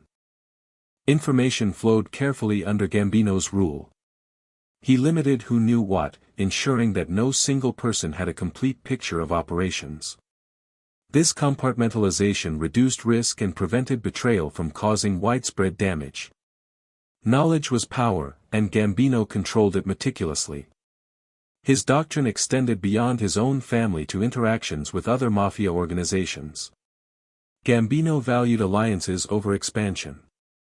He avoided unnecessary conflicts and honored agreements strictly. His reputation for fairness made him a trusted partner, reducing the likelihood of disputes. Peace, in his view, was profitable. Gambino also understood the importance of adaptability. While rooted in old-world values, his approach evolved with changing circumstances. This separation served multiple purposes. It protected his relatives from legal risk and emotional burden. It also reinforced Gambino's ability to remain detached, preventing personal relationships from influencing business decisions. By maintaining clear boundaries, he preserved control over both worlds. Neighbors often remarked on Gambino's quiet presence. He did not socialize excessively or draw attention to himself. His daily routines were predictable yet unremarkable: short walks, visits with family, moments of solitude. These habits made surveillance difficult, offering little variation for investigators to exploit. Gambino's modest lifestyle extended to his finances. While he controlled immense wealth, he avoided conspicuous spending. There were no extravagant cars or lavish properties associated with his name. Money was reinvested, distributed, or hidden through layers of separation. This restraint reinforced his image as an ordinary citizen and reduced financial scrutiny. Within his family, Gambino was known for authority tempered by calm. He did not rule through fear, but through expectation. Relatives understood the importance of discretion, learning early that silence was essential. This internal discipline mirrored the culture of his organization, reinforcing the consistency of his worldview. The domestic calm Gambino cultivated also served as a psychological refuge. In a life defined by constant vigilance, family routines offered stability. Meals, conversations, and familiar surroundings grounded him, allowing moments of normalcy amid the pressures of leadership. This balance may have contributed to his longevity, providing relief from the stress that consumed many of his peers. Despite this, Gambino never lost sight of the risks surrounding him. Even within family settings, he remained cautious. Conversations were measured. Sensitive topics were avoided. He understood that walls could listen and that trust, even among relatives, required boundaries. The contrast between Gambino's private life and his public invisibility was striking. To the outside world, he was nearly anonymous. To those who knew him well, he was disciplined and deliberate. This dual existence was not contradictory, it was complementary. Each aspect reinforced the other, creating a shield of normalcy that protected his authority. As years passed, Gambino aged quietly, his routines unchanged. While younger figures rose and fell, he remained constant. His domestic stability contrasted sharply with the turmoil that followed many mafia leaders, whose personal lives often unraveled under pressure. Family gatherings offered glimpses of a man content with simplicity. There were no speeches, no assertions of dominance. Gambino preferred to listen, to observe, maintaining the same reserved demeanor he displayed in every aspect of life. This consistency made him predictable in the safest way, reliable and unremarkable. Law enforcement struggled to penetrate this facade. There were no obvious pressure points, no scandals to exploit. Gambino's private life offered little leverage, further insulating him from investigation. The absence of drama was itself a defense. In the end, Gambino's private life was not separate from his criminal philosophy, it was an expression of it. He believed that control began with self-control, that power was safest when hidden, and that silence preserved longevity. By living modestly and valuing family, he reinforced the invisibility that defined his reign.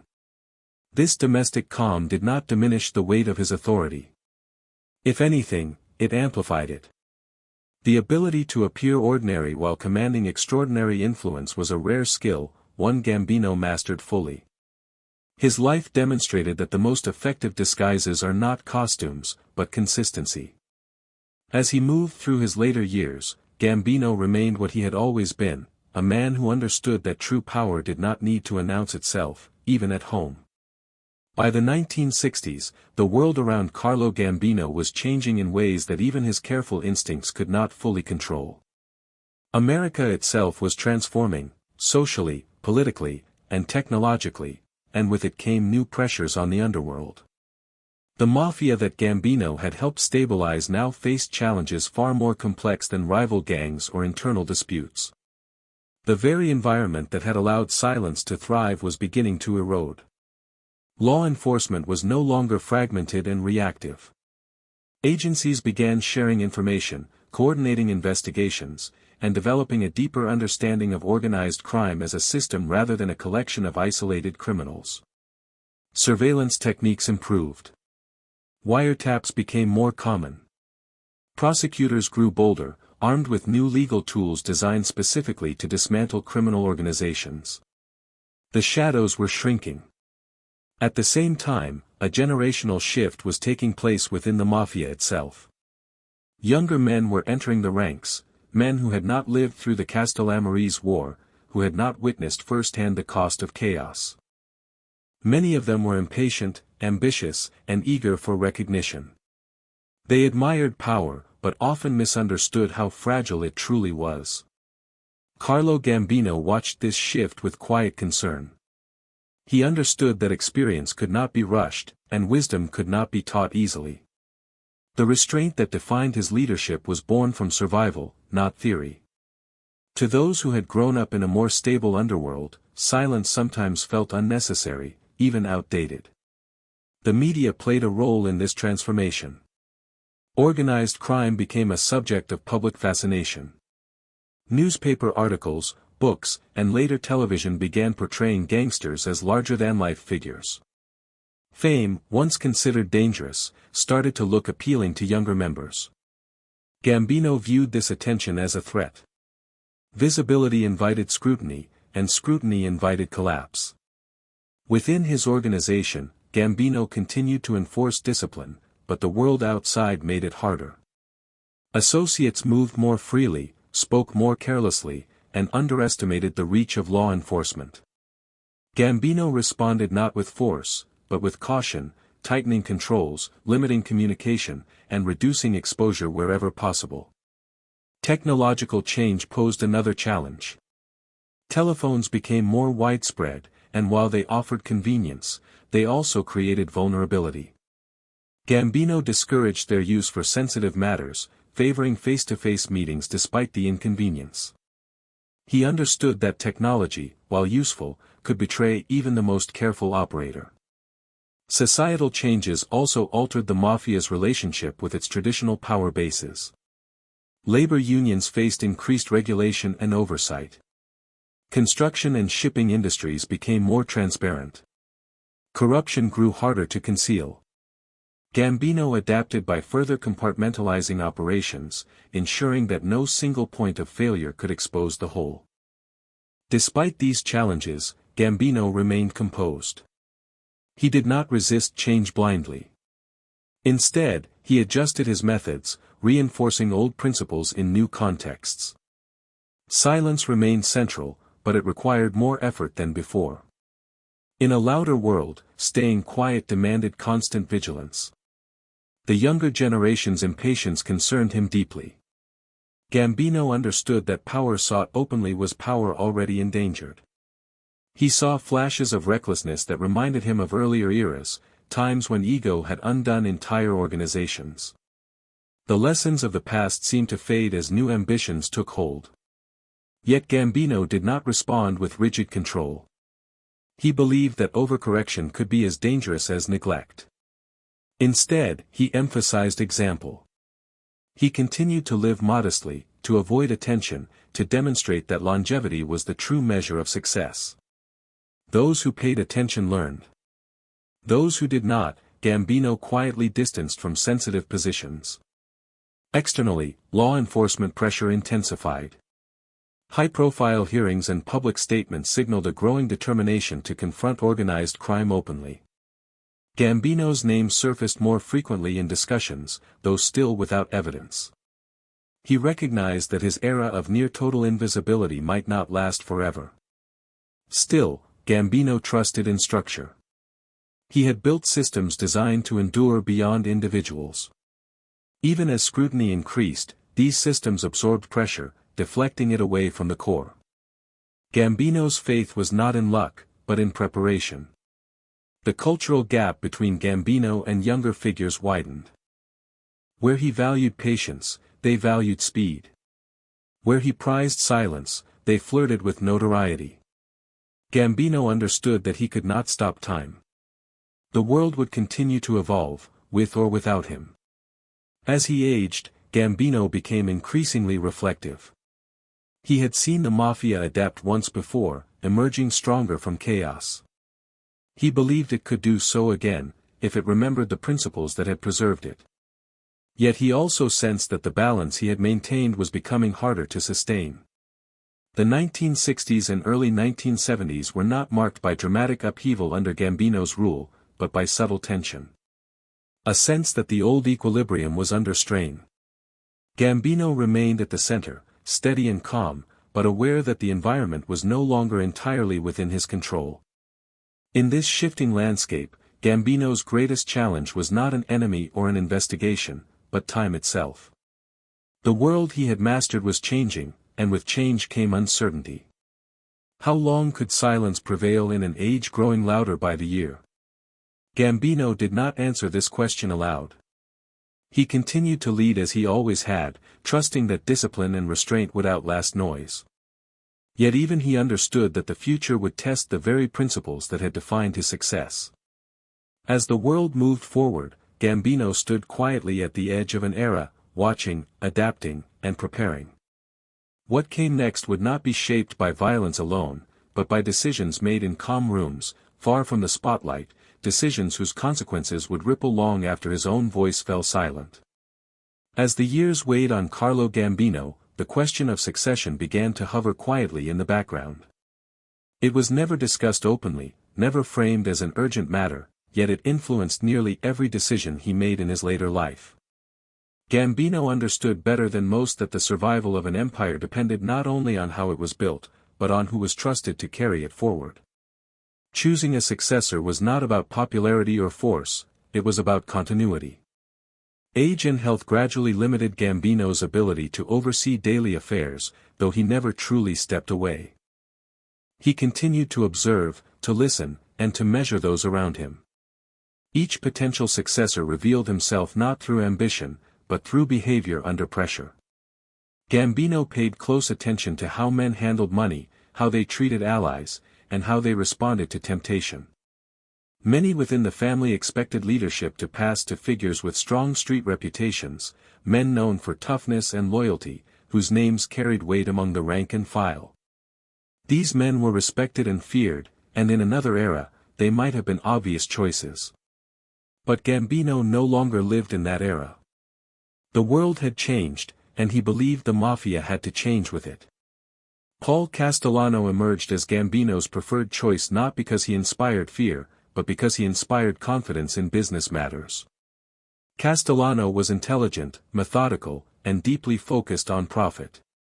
He understood corporate structures, financial management, and long-term planning. To Gambino, these qualities mattered more than street charisma. This choice was controversial, even if it was never openly debated. Castellano lacked the traditional background of a street boss. He was seen by some as distant, overly cautious, and disconnected from the everyday realities of the organization's lower ranks. Gambino was aware of these criticisms, yet he believed that discipline and structure could overcome them.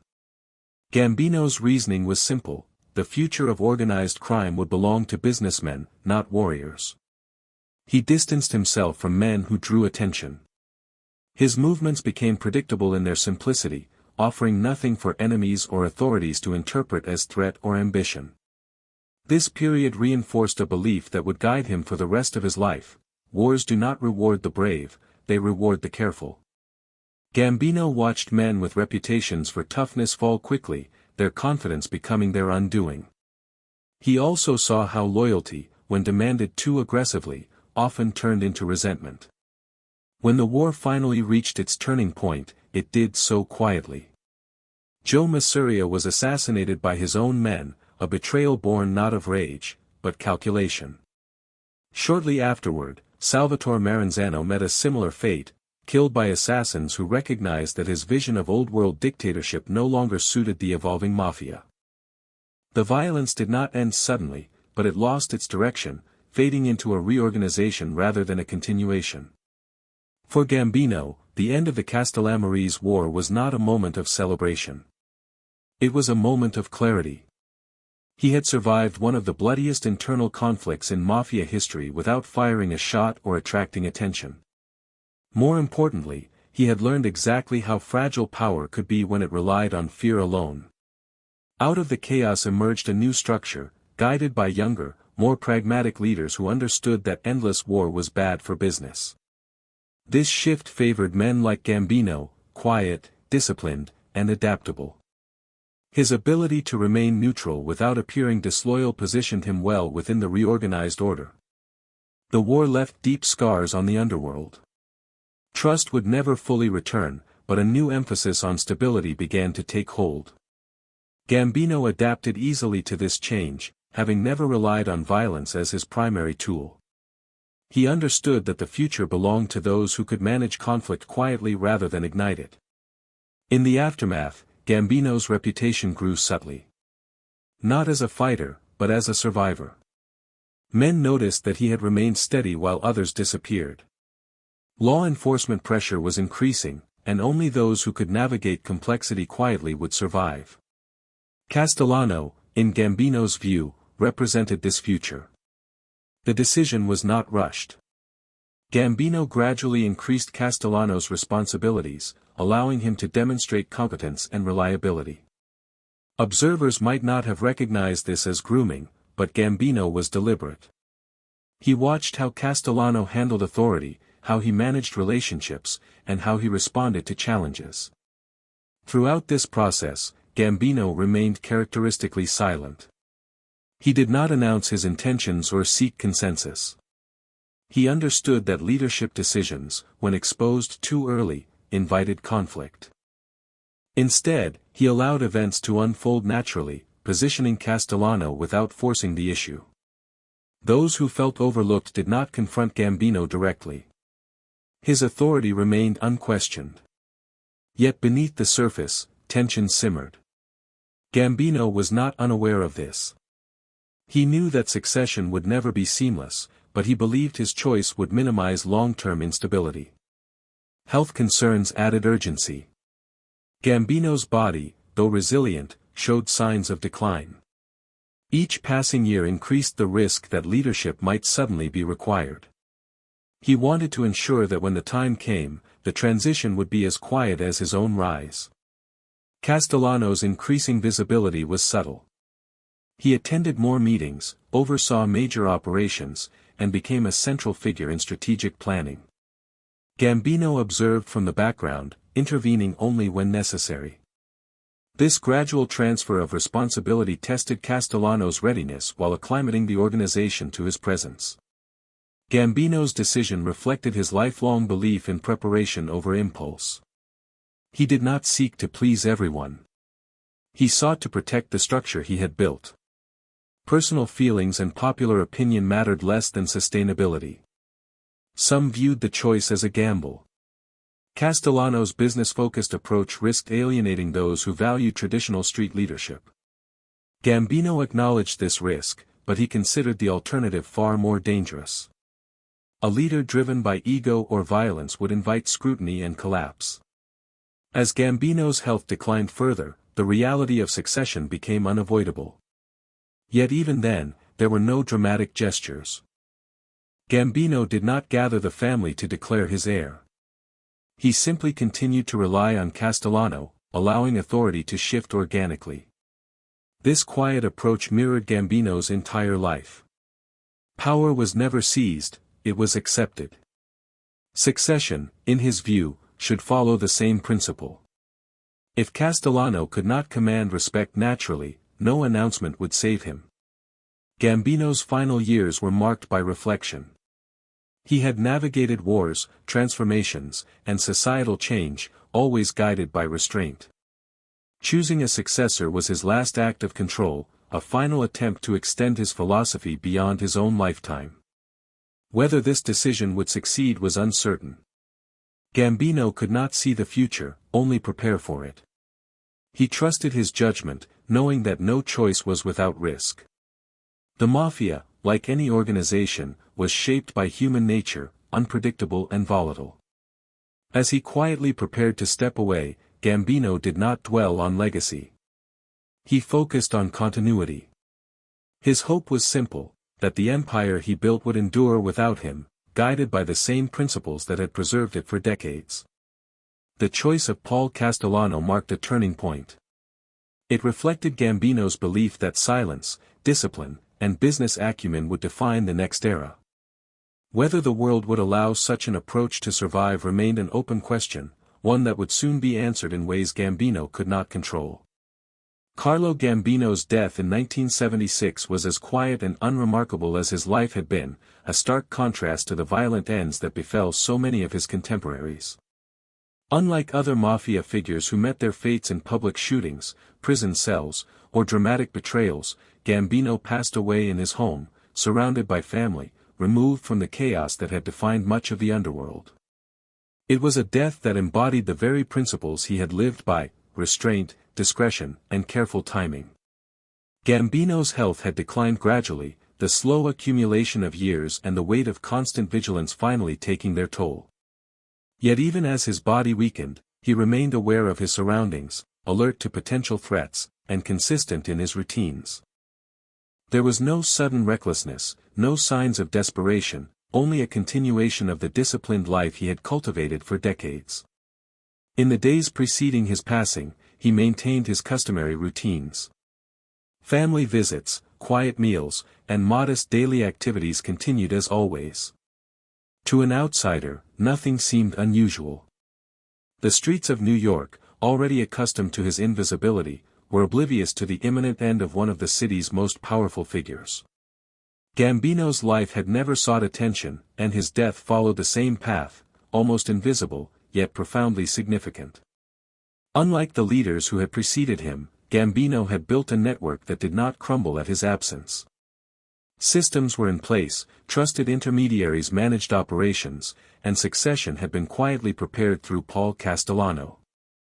This careful planning ensured that the family he led would continue functioning without the turmoil that often follows a boss's demise. In the underworld, such foresight was rare, and it set Gambino apart from virtually every other figure in mafia history. The immediate aftermath of his death was surprisingly subdued. There were no public displays of mourning or retaliatory acts of violence. Associates and allies recognized the significance of his passing, but the organization itself maintained its structure. Operations continued smoothly, a testament to the stability Gambino had instilled. Where many criminal enterprises faltered in the absence of a strong leader, Gambino's family operated with quiet resilience, reflecting the principles that had guided him for decades. Law enforcement, accustomed to the disruption that often accompanies a mafia boss's death, found little opportunity to exploit the moment. There were no ongoing wars, no fracturing of alliances, and no public power struggles. Gambino had removed the chaos from his own succession, leaving investigators frustrated once again. The man they had long sought to understand had vanished without a trace of scandal, leaving only the systems he had meticulously constructed. Those who had worked closely with Gambino reflected on the uniqueness of his approach. He had never sought fame, never indulged in flashy displays of wealth or dominance, and never allowed personal ego to destabilize the organization. His death underscored the success of this strategy. By controlling every variable he could, he ensured that his absence would not ignite the kind of violent succession battles that had plagued other families. Even among the younger generation of mobsters, there was recognition of Gambino's extraordinary longevity. Many had entered the underworld during a time of heightened law enforcement pressure, aware of the high turnover among leaders. Gambino's ability to navigate decades of risk, change, and scrutiny without falling prey to violence or prosecution became a benchmark, a standard against which others measured themselves. His death marked the end of an era defined not by spectacle, but by quiet, disciplined control. Gambino's personal life mirrored this final chapter. Those closest to him remembered a man who valued family above public perception, who nurtured relationships with care and discretion. The calm environment of his home at the time of his death reflected the very culture he had cultivated within the family. There were no last-minute power plays or desperate acts to secure authority. Instead, there was continuity, stability, and a sense of completion. The significance of his death extended beyond the immediate organization. The underworld had long depended on a mixture of fear, reputation, and violence to maintain control. Gambino demonstrated that influence could be sustained through strategy, patience, and silence. His passing reinforced the principle that power need not announce itself to endure, and that the most effective leadership often leaves little visible trace. In the weeks that followed, the Gambino family transitioned smoothly under Castellano's leadership. There was no immediate upheaval, no overt challenge, no fracturing of loyalty. Gambino's careful grooming and the stability he had maintained ensured that the empire continued operating efficiently, a remarkable outcome in a world so often defined by sudden disruption. Historians and observers alike would later note the rarity of such a death in organized crime. Where others had been felled by rivals, betrayed by subordinates, or caught by law enforcement, Gambino had passed naturally, on his own terms. His longevity was not merely a product of luck, but of an approach to life and leadership that emphasized foresight, caution, and disciplined execution. Even after his passing, Gambino's influence remained palpable. Decisions made under his guidance continued to shape operations, alliances, and strategies. The systems he had built functioned as intended, reflecting the careful planning and meticulous attention to detail that defined his reign. The family's ability to operate without immediate disruption was perhaps the most profound testament to his effectiveness as a leader. In the final analysis, Carlo Gambino's death was the culmination of a life lived according to the principles that had sustained him: patience, discretion, and strategic foresight. Unlike the dramatic narratives often associated with organized crime, his passing was calm, controlled, and quietly consequential. It underscored a central truth of his existence: power, when exercised wisely and invisibly, can endure without spectacle, survive without chaos, and leave a legacy that extends far beyond the individual. Through his death, the world witnessed the final act of a man who had mastered the art of silent authority. Where others had fallen violently, Gambino departed with the same composure that had defined his life, leaving behind an empire built not on fear, but on careful management, discretion, and the enduring influence of a quietly formidable mind. After Carlo Gambino's death in 1976, the calm he had cultivated for decades began to ripple outward, revealing both the strengths and vulnerabilities of the empire he left behind. For years, Gambino had maintained a delicate balance, an organization that functioned like a well-oiled machine, guided by restraint, discretion, and careful planning. With his passing, that stability was tested in ways he could not control, and the underworld that had thrived under silent guidance now faced the pressures of transition. Paul Castellano assumed leadership as Gambino's chosen successor, a decision that had been carefully groomed over time. Castellano embodied the business-oriented approach Gambino had valued: methodical, calculating, and focused on profit rather than street reputation. However, his leadership style differed from the hands-on, personal approach that many of the family's older members had known under Gambino. While he excelled at finance and strategic planning, he lacked the charisma and street-level presence that had commanded respect through fear and familiarity. This difference created tension within the family. Some of Gambino's long-standing associates, men who had grown up under his guidance and valued his subtle, disciplined approach, resented Castellano's preference for detachment. They saw him as aloof, disconnected from the everyday realities of the organization, and unwilling to engage in the hands-on decision-making that had characterized Gambino's leadership. Though Castellano was officially in charge, a sense of unease began to build among those who had once trusted the stability Gambino embodied. At the same time, younger figures within the mafia were rising, emboldened by Castellano's apparent focus on financial operations over traditional street authority. They interpreted his detachment as an opportunity to assert themselves, to push boundaries that Gambino would never have allowed. The very environment Gambino had worked so carefully to maintain, quiet, disciplined, and risk-averse, was now shifting toward volatility. Street-level operatives and ambitious underlings began jockeying for influence, testing loyalties and seeking advantage. The contrast between Castellano's corporate approach and the streetwise culture of many family members created fractures that had been nearly invisible under Gambino. Loyalty, once earned through subtle guidance and consistent protection, was now being questioned. Some felt that Castellano's methods prioritized money over tradition, weakening bonds that had long held the organization together. Others admired his acumen, seeing the future of organized crime as a network of profit-driven enterprises rather than a hierarchy maintained by intimidation. The resulting tension was subtle but growing, a quiet instability that Gambino's hand had previously suppressed. Externally, rival families observed these internal dynamics closely. Where Gambino had projected authority without spectacle, Castellano's style left openings for negotiation and challenge. Allies and competitors alike sensed that the internal cohesion of the Gambino family was no longer guaranteed. The careful alliances that Gambino had maintained were now vulnerable to interpretation, misunderstanding, and opportunism. What had once been an invisible fortress of control now exhibited the faintest cracks. Law enforcement, which had struggled to penetrate Gambino's carefully constructed operations, now found the transition period rich with opportunity. Castellano's higher profile, combined with shifting internal dynamics, created subtle exposure points. Investigators and prosecutors noted changes in patterns, in communications, and in behavior. While the organization remained powerful, it was no longer the impenetrable structure it had been under Gambino. Within the family, subtle power struggles began to emerge. Ambitious figures quietly aligned themselves with factions, positioning for influence in ways that Gambino's disciplined oversight had previously prevented. Decisions that once required careful deliberation were now influenced by ego, impatience, and the desire to assert independence. The organization's internal culture, previously defined by calm and consistency, was now marked by a cautious undercurrent of unrest.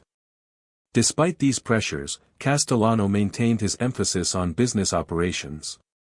He continued Gambino's philosophy of profit over spectacle, investing in legal enterprises, controlling rackets, and avoiding overt violence whenever possible. Yet the absence of Gambino's personal touch, his ability to command loyalty without confrontation, made this approach less secure. Those who had once deferred quietly to authority now interpreted restraint as weakness. Tensions eventually escalated beyond subtle dissatisfaction. Disagreements over succession, strategy, and influence created pockets of discontent. Gambino's vision of continuity, careful, controlled, and nearly invisible, was being tested by the ambitions of men who had matured in a different era, one increasingly influenced by media attention and personal notoriety. These differences set the stage for significant shifts in leadership dynamics, highlighting the fragility of any empire when the architect is no longer present. The cracks were not immediately catastrophic, but they were unmistakable. Castellano's authority was legitimate, but not universally accepted in the same way Gambino's had been. The combination of generational change, evolving mafia culture, and external pressures created an environment in which old loyalties could not fully sustain themselves. Gambino's careful balance, once the family's greatest strength, now revealed the dependence on his personal judgment and discretion. Throughout this period, Castellano's decisions reflected a continuation of Gambino's emphasis on long-term stability, but they lacked the subtlety that had defined Gambino's influence. Gambino had wielded power without overt force, balancing competing interests quietly and methodically. Castellano's approach, while competent, did not fully replicate this balance, leaving the organization exposed to both internal dissent and external opportunism. The changes that followed Gambino's death illustrated a central truth: the longevity and stability of an empire are deeply intertwined with the character of its leader. Gambino's skill lay not in domination, but in his ability to cultivate a system in which authority flowed invisibly, loyalty was earned, and risk was carefully managed. When that guiding presence was removed, the system was resilient, but no longer infallible. In essence, the period following Gambino's death demonstrated both the effectiveness and limitations of his leadership philosophy. His foresight and planning allowed the family to continue functioning efficiently, avoiding the chaos that often accompanies the death of a powerful boss. Yet the human element, the ambitions, impatience, and interpretations of those left behind, introduced instability that Gambino had been uniquely capable of containing. The Gambino family under Castellano remained powerful, but the calm dominance that had defined Carlo Gambino's life was now subject to interpretation, negotiation, and challenge. Loyalty was no longer guaranteed through subtle authority alone. Influence required constant reinforcement, and the balance between tradition and innovation became a delicate, ongoing negotiation. In the end, the period after Gambino's death revealed the enduring brilliance of his restraint while simultaneously highlighting the challenges of preserving stability without the architect present. His ability to maintain control quietly, decisively, and invisibly had been extraordinary. The empire he left behind continued to function, yet it now faced the inevitable pressures of human ambition, external scrutiny, and evolving cultural dynamics, pressures that would shape its trajectory long after the man himself had passed. In the decades since Carlo Gambino's reign, his life has been examined through countless lenses, often mythologized by media, folklore, and the imagination of those fascinated by organized crime. The line between legend and reality has blurred, leaving many to wonder, who was Carlo Gambino really? Stripped of the exaggerations and sensationalism, what remains is a man defined not by spectacle, but by methodical intelligence, patient calculation, and an unwavering commitment to control through invisibility. Understanding him requires separating the myths from the facts, recognizing the subtle genius behind a life that appeared ordinary on the surface but extraordinary in its impact. Public perception of Gambino has often been shaped by the stories of violence and drama that dominate accounts of the mafia. He is sometimes portrayed as a shadowy puppeteer, orchestrating killings and rackets with ruthless efficiency, or as a mysterious figure whose influence was felt but never seen. While these elements contain kernels of truth, they distort the reality of his approach. Gambino was not flamboyant, nor did he seek attention. His power derived from strategy, patience, and a deep understanding of human nature rather than from fear or spectacle. One of the most enduring myths about Gambino is that he ruled through violence alone. In truth, violence was a tool, not a philosophy. Gambino understood that brutality, while occasionally necessary, attracted risk. He preferred to manage conflicts quietly, through negotiation, trust, and subtle influence. His reputation for fairness and reliability made his authority more effective than any display of force. By the time a situation escalated to violence, it had usually been carefully orchestrated and calculated to minimize exposure. In this sense, his genius lay not in what he did overtly, but in what he avoided doing. Gambino's ability to remain invisible to law enforcement and the public was equally remarkable.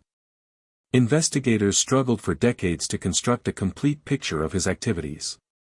Unlike more flamboyant bosses who courted attention, Gambino minimized opportunities for exposure, insulated himself through layers of intermediaries, and compartmentalized knowledge within his organization.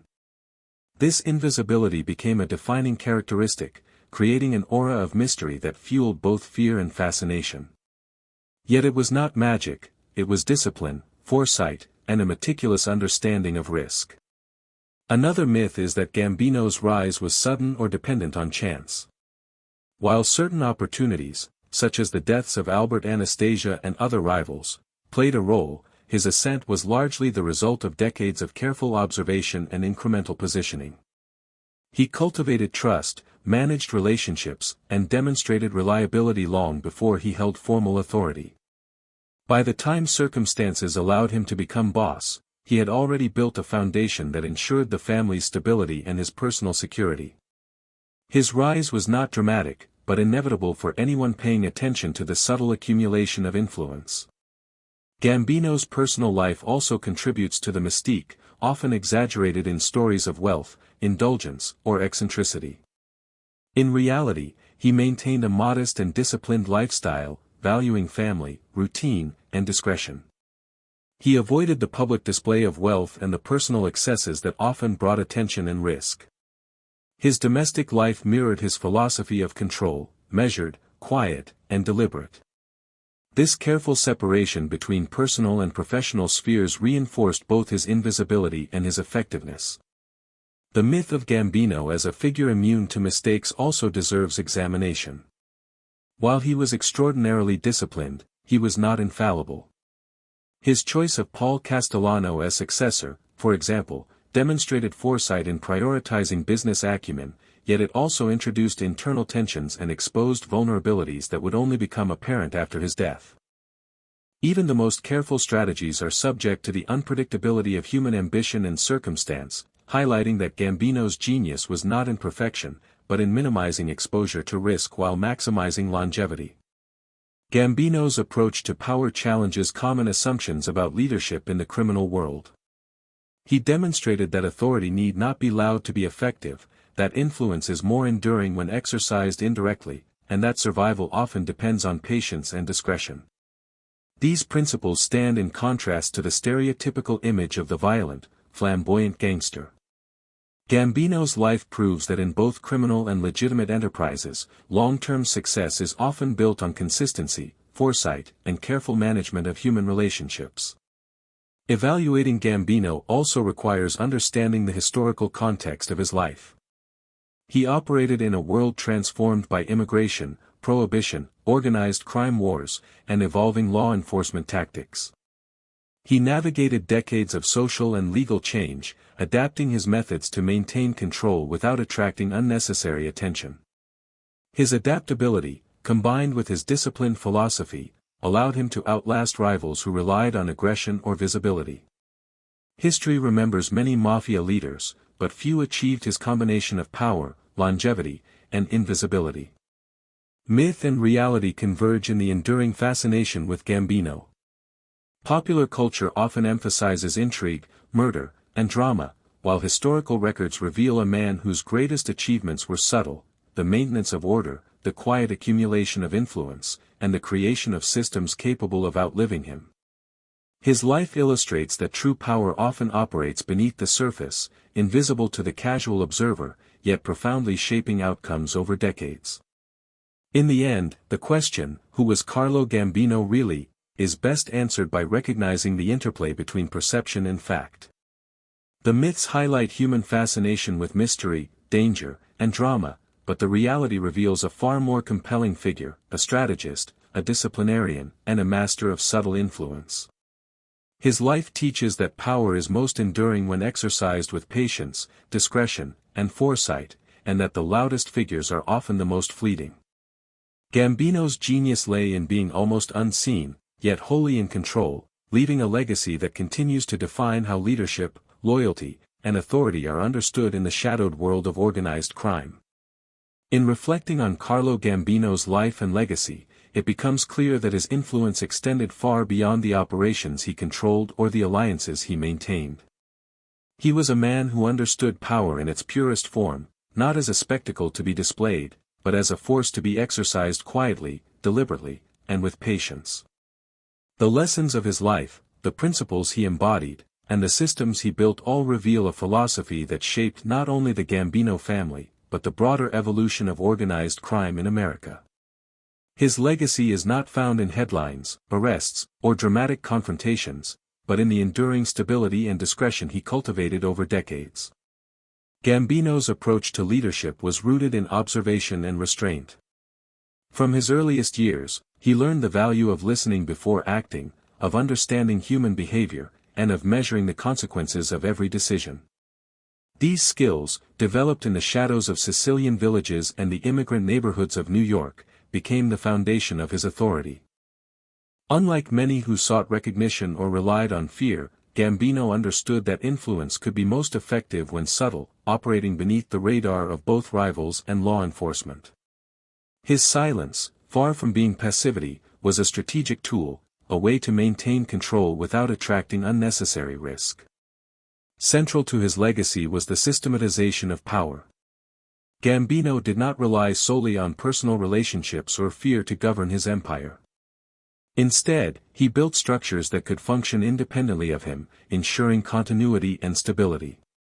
Decisions were delegated through trusted intermediaries, operations were compartmentalized, and sensitive knowledge was distributed carefully.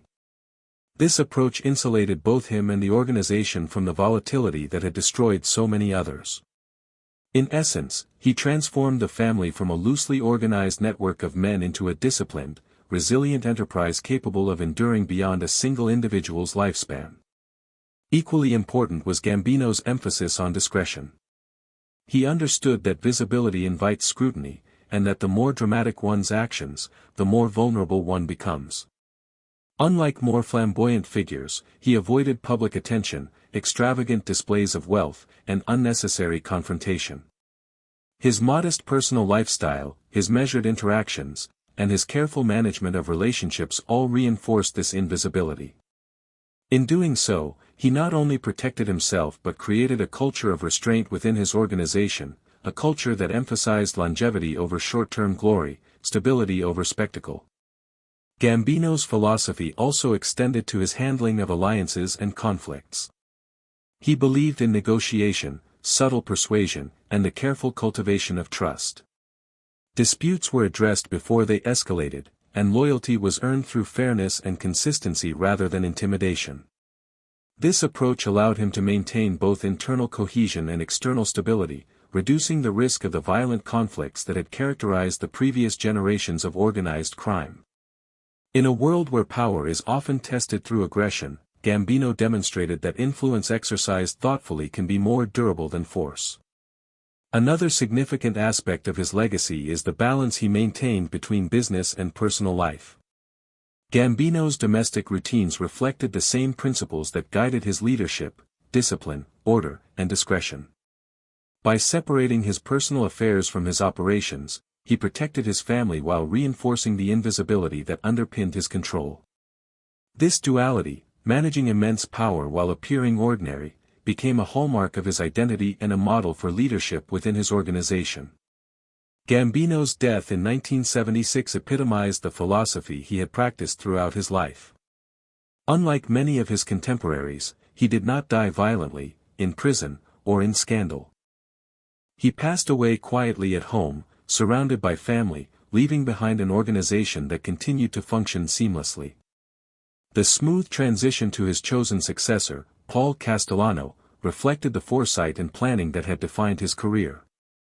It was a final demonstration of the power of patience, preparation, and strategic foresight, the very qualities that had allowed him to survive and thrive for decades.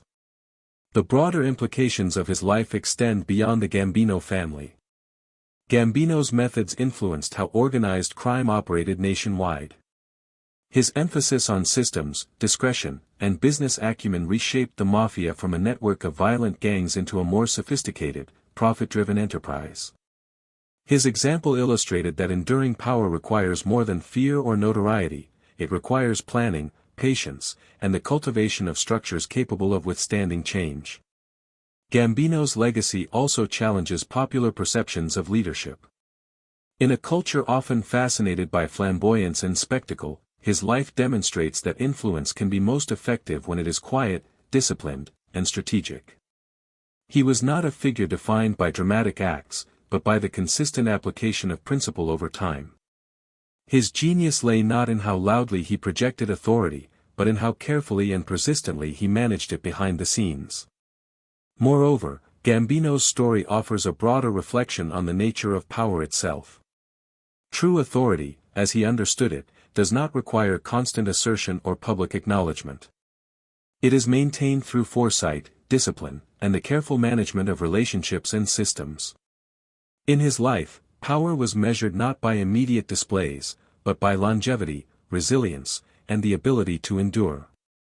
This perspective provides a profound lesson not only for those studying organized crime, but for anyone interested in leadership, influence, and the exercise of authority.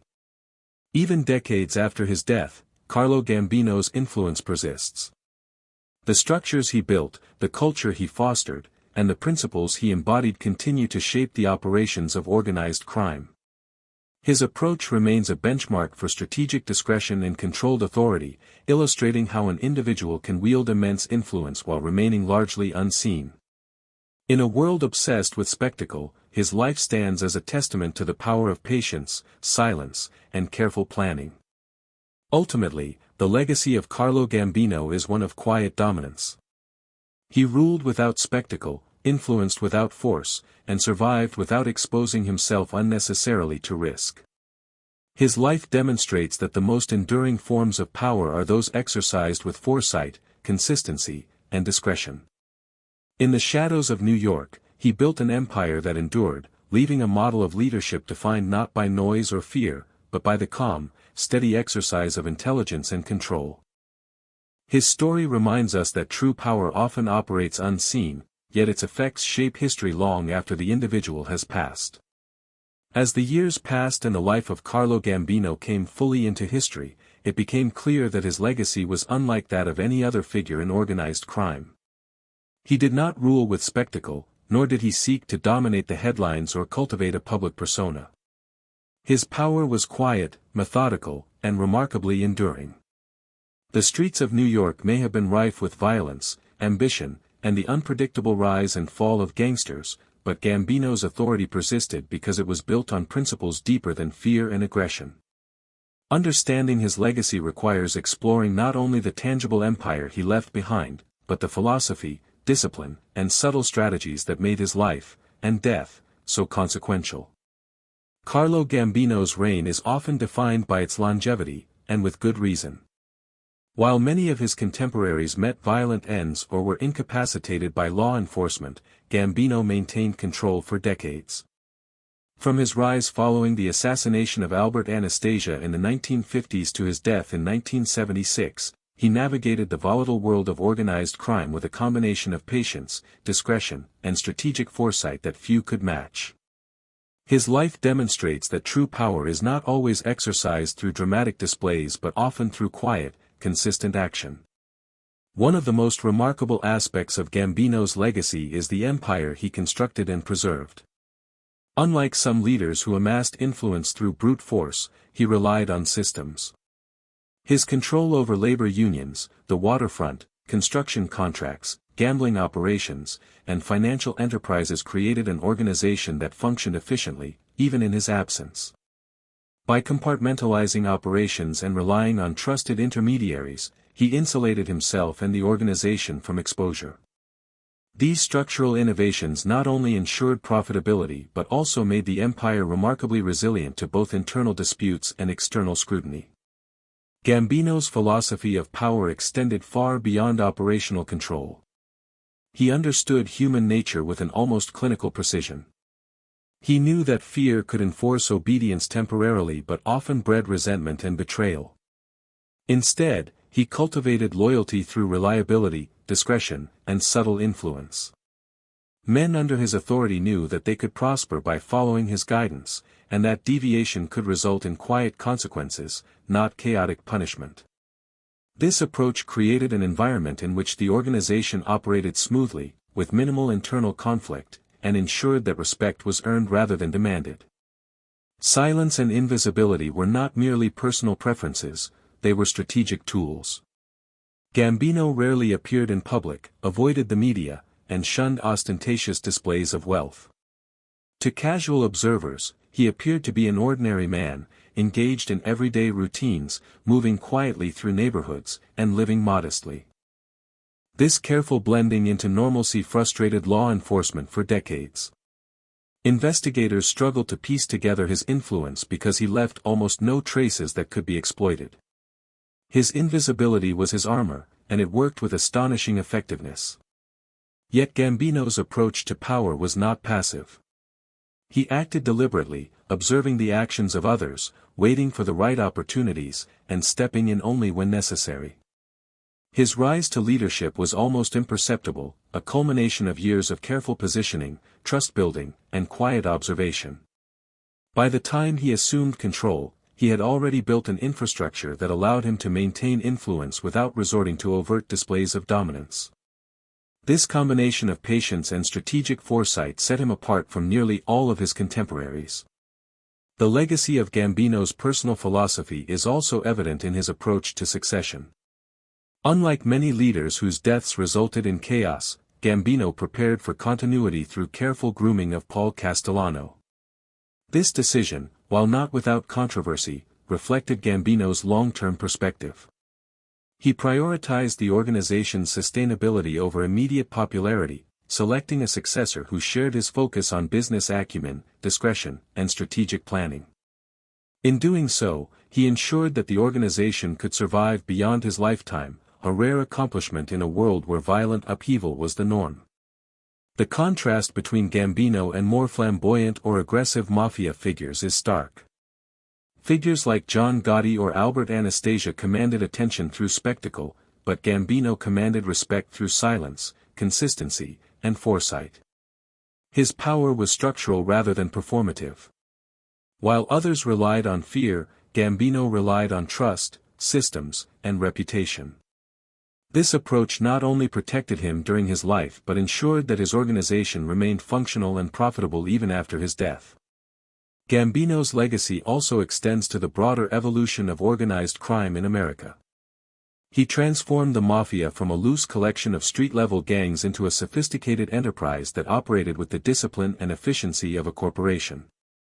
By prioritizing profit over personal glory, he demonstrated that criminal organizations could thrive while minimizing exposure to violence and law enforcement. His methods influenced generations of leaders who sought to emulate the stability and longevity he achieved. In addition to operational and organizational innovations, Gambino's life offers lessons in human psychology and leadership. He understood the dynamics of influence, the importance of perception, and the subtle power of restraint. By listening more than he spoke, observing more than he acted, and controlling the narrative of his presence, he shaped outcomes without overt force. In doing so, he revealed that leadership is often most effective when it is almost invisible, guiding rather than commanding. Even the myths surrounding Gambino's life contribute to his enduring legacy. While popular culture has dramatized his story, emphasizing mystery, intrigue, and occasional violence, these exaggerations underscore the fascination his restraint inspired. The contrast between the quiet man and the powerful organization he controlled creates a compelling narrative, that the most formidable authority can be exercised without spectacle, that influence can be more enduring when hidden, and that the greatest victories are often achieved through preparation and patience rather than force. Gambino's death in 1976 further cemented his legacy. Unlike so many mafia figures, he died peacefully, at home, surrounded by family, having avoided both violent betrayal and legal entanglement. The organization he left behind continued to function efficiently, guided by the systems and principles he had instilled. The transition to Castellano's leadership was largely smooth, a testament to Gambino's foresight. In the violent and unpredictable world of organized crime, such continuity was extraordinary. Reflecting on Gambino's life also highlights the broader implications of his methods. His approach challenges conventional narratives about power, authority, and leadership. He demonstrates that influence is not always measured by visibility, intimidation, or immediate impact. Enduring power often lies in subtlety, patience, and careful management of both human and operational systems. Gambino's success was built not on fear, but on trust, not on spectacle, but on consistency, not on impulsive action, but on strategic foresight. Moreover, Gambino's philosophy offers insight into risk management. He meticulously minimized exposure to law enforcement, public scrutiny, and internal betrayal. His compartmentalization of operations, use of trusted intermediaries, and cultivation of loyalty created multiple layers of protection. Each decision reflected an understanding that survival in the underworld depended not just on strength, but on foresight, discipline, and adaptability. The human element of his legacy is equally profound. Gambino was a man who valued family, discipline, and quiet control. He applied these principles universally, both within his personal life and his organization. By separating domestic life from criminal operations, he protected those closest to him while maintaining professional effectiveness. His ability to navigate the complexities of relationships, trust, and loyalty exemplifies leadership that is strategic rather than impulsive. Even in a broader historical context, Gambino stands out. He witnessed the transformation of organized crime in America, from immigrant street gangs to structured criminal enterprises integrated with legitimate business and labor. He adapted to social change, law enforcement pressure, and generational shifts within the mafia, demonstrating resilience and strategic intelligence. Few leaders in any sphere, criminal or otherwise, have maintained such longevity while adapting to a changing world. Gambino's enduring influence is also evident in the cultural perception of the mafia. He represents a different model of criminal leadership, one where discipline and discretion outweigh violence and spectacle, where strategy surpasses impulse, and where the quiet accumulation of power outlasts the flashy display of it. In popular imagination, he is the embodiment of the unseen hand, ruling through subtlety, patience, and foresight, rather than through notoriety or terror. Ultimately, the legacy of Carlo Gambino is defined by continuity, control, and the enduring power of restraint. His life demonstrates that influence is not always visible, that authority can be exercised quietly yet decisively, and that preparation and patience often yield results that outlast the loudest and most dramatic actions. He left an empire that functioned efficiently after his death, a family guided by principles he had instilled, and a model of leadership that continues to be studied and admired. In contemplating Gambino's life, one sees the full measure of his achievement, a man who navigated danger with discipline, built systems that outlasted him, and exercised power in ways that few could perceive, yet all felt. His story is not just about crime or control, it is a meditation on the nature of authority, the power of patience, and the extraordinary potential of a life lived deliberately. The streets of New York, once the stage of violent ambition, became a backdrop to a man whose quiet dominance redefined what it meant to rule. Carlo Gambino's legacy endures because it challenges assumptions. It demonstrates that power does not require spectacle, that influence does not demand recognition, and that true leadership can be exercised in silence. In a world obsessed with visibility, noise, and aggression, Gambino's life reminds us that the most effective authority is often the one that moves unseen, yet shapes the world with deliberate precision. His empire, his philosophy, and his enduring reputation reflect a rare genius, the ability to command respect, maintain control, and leave a lasting impact, all without ever needing to be seen. His life offers lessons far beyond the underworld. In business, governance, and personal conduct, the principles he embodied, discipline, patience, strategic foresight, trust building, and the careful management of relationships, remain universally relevant. Gambino's story reminds us that sustainability and longevity often depend more on preparation and subtlety than on immediate power or dramatic action. As a final reflection, Carlo Gambino's life is a testament to the extraordinary potential of restraint. He rose quietly, ruled silently, and departed peacefully, leaving behind an organization, a philosophy, and a legend that continue to resonate. In the shadows of New York, amid the chaos of competing ambitions, he proved that true power is not measured by who shouts the loudest, but by who can endure, adapt, and remain master of the currents that shape their world.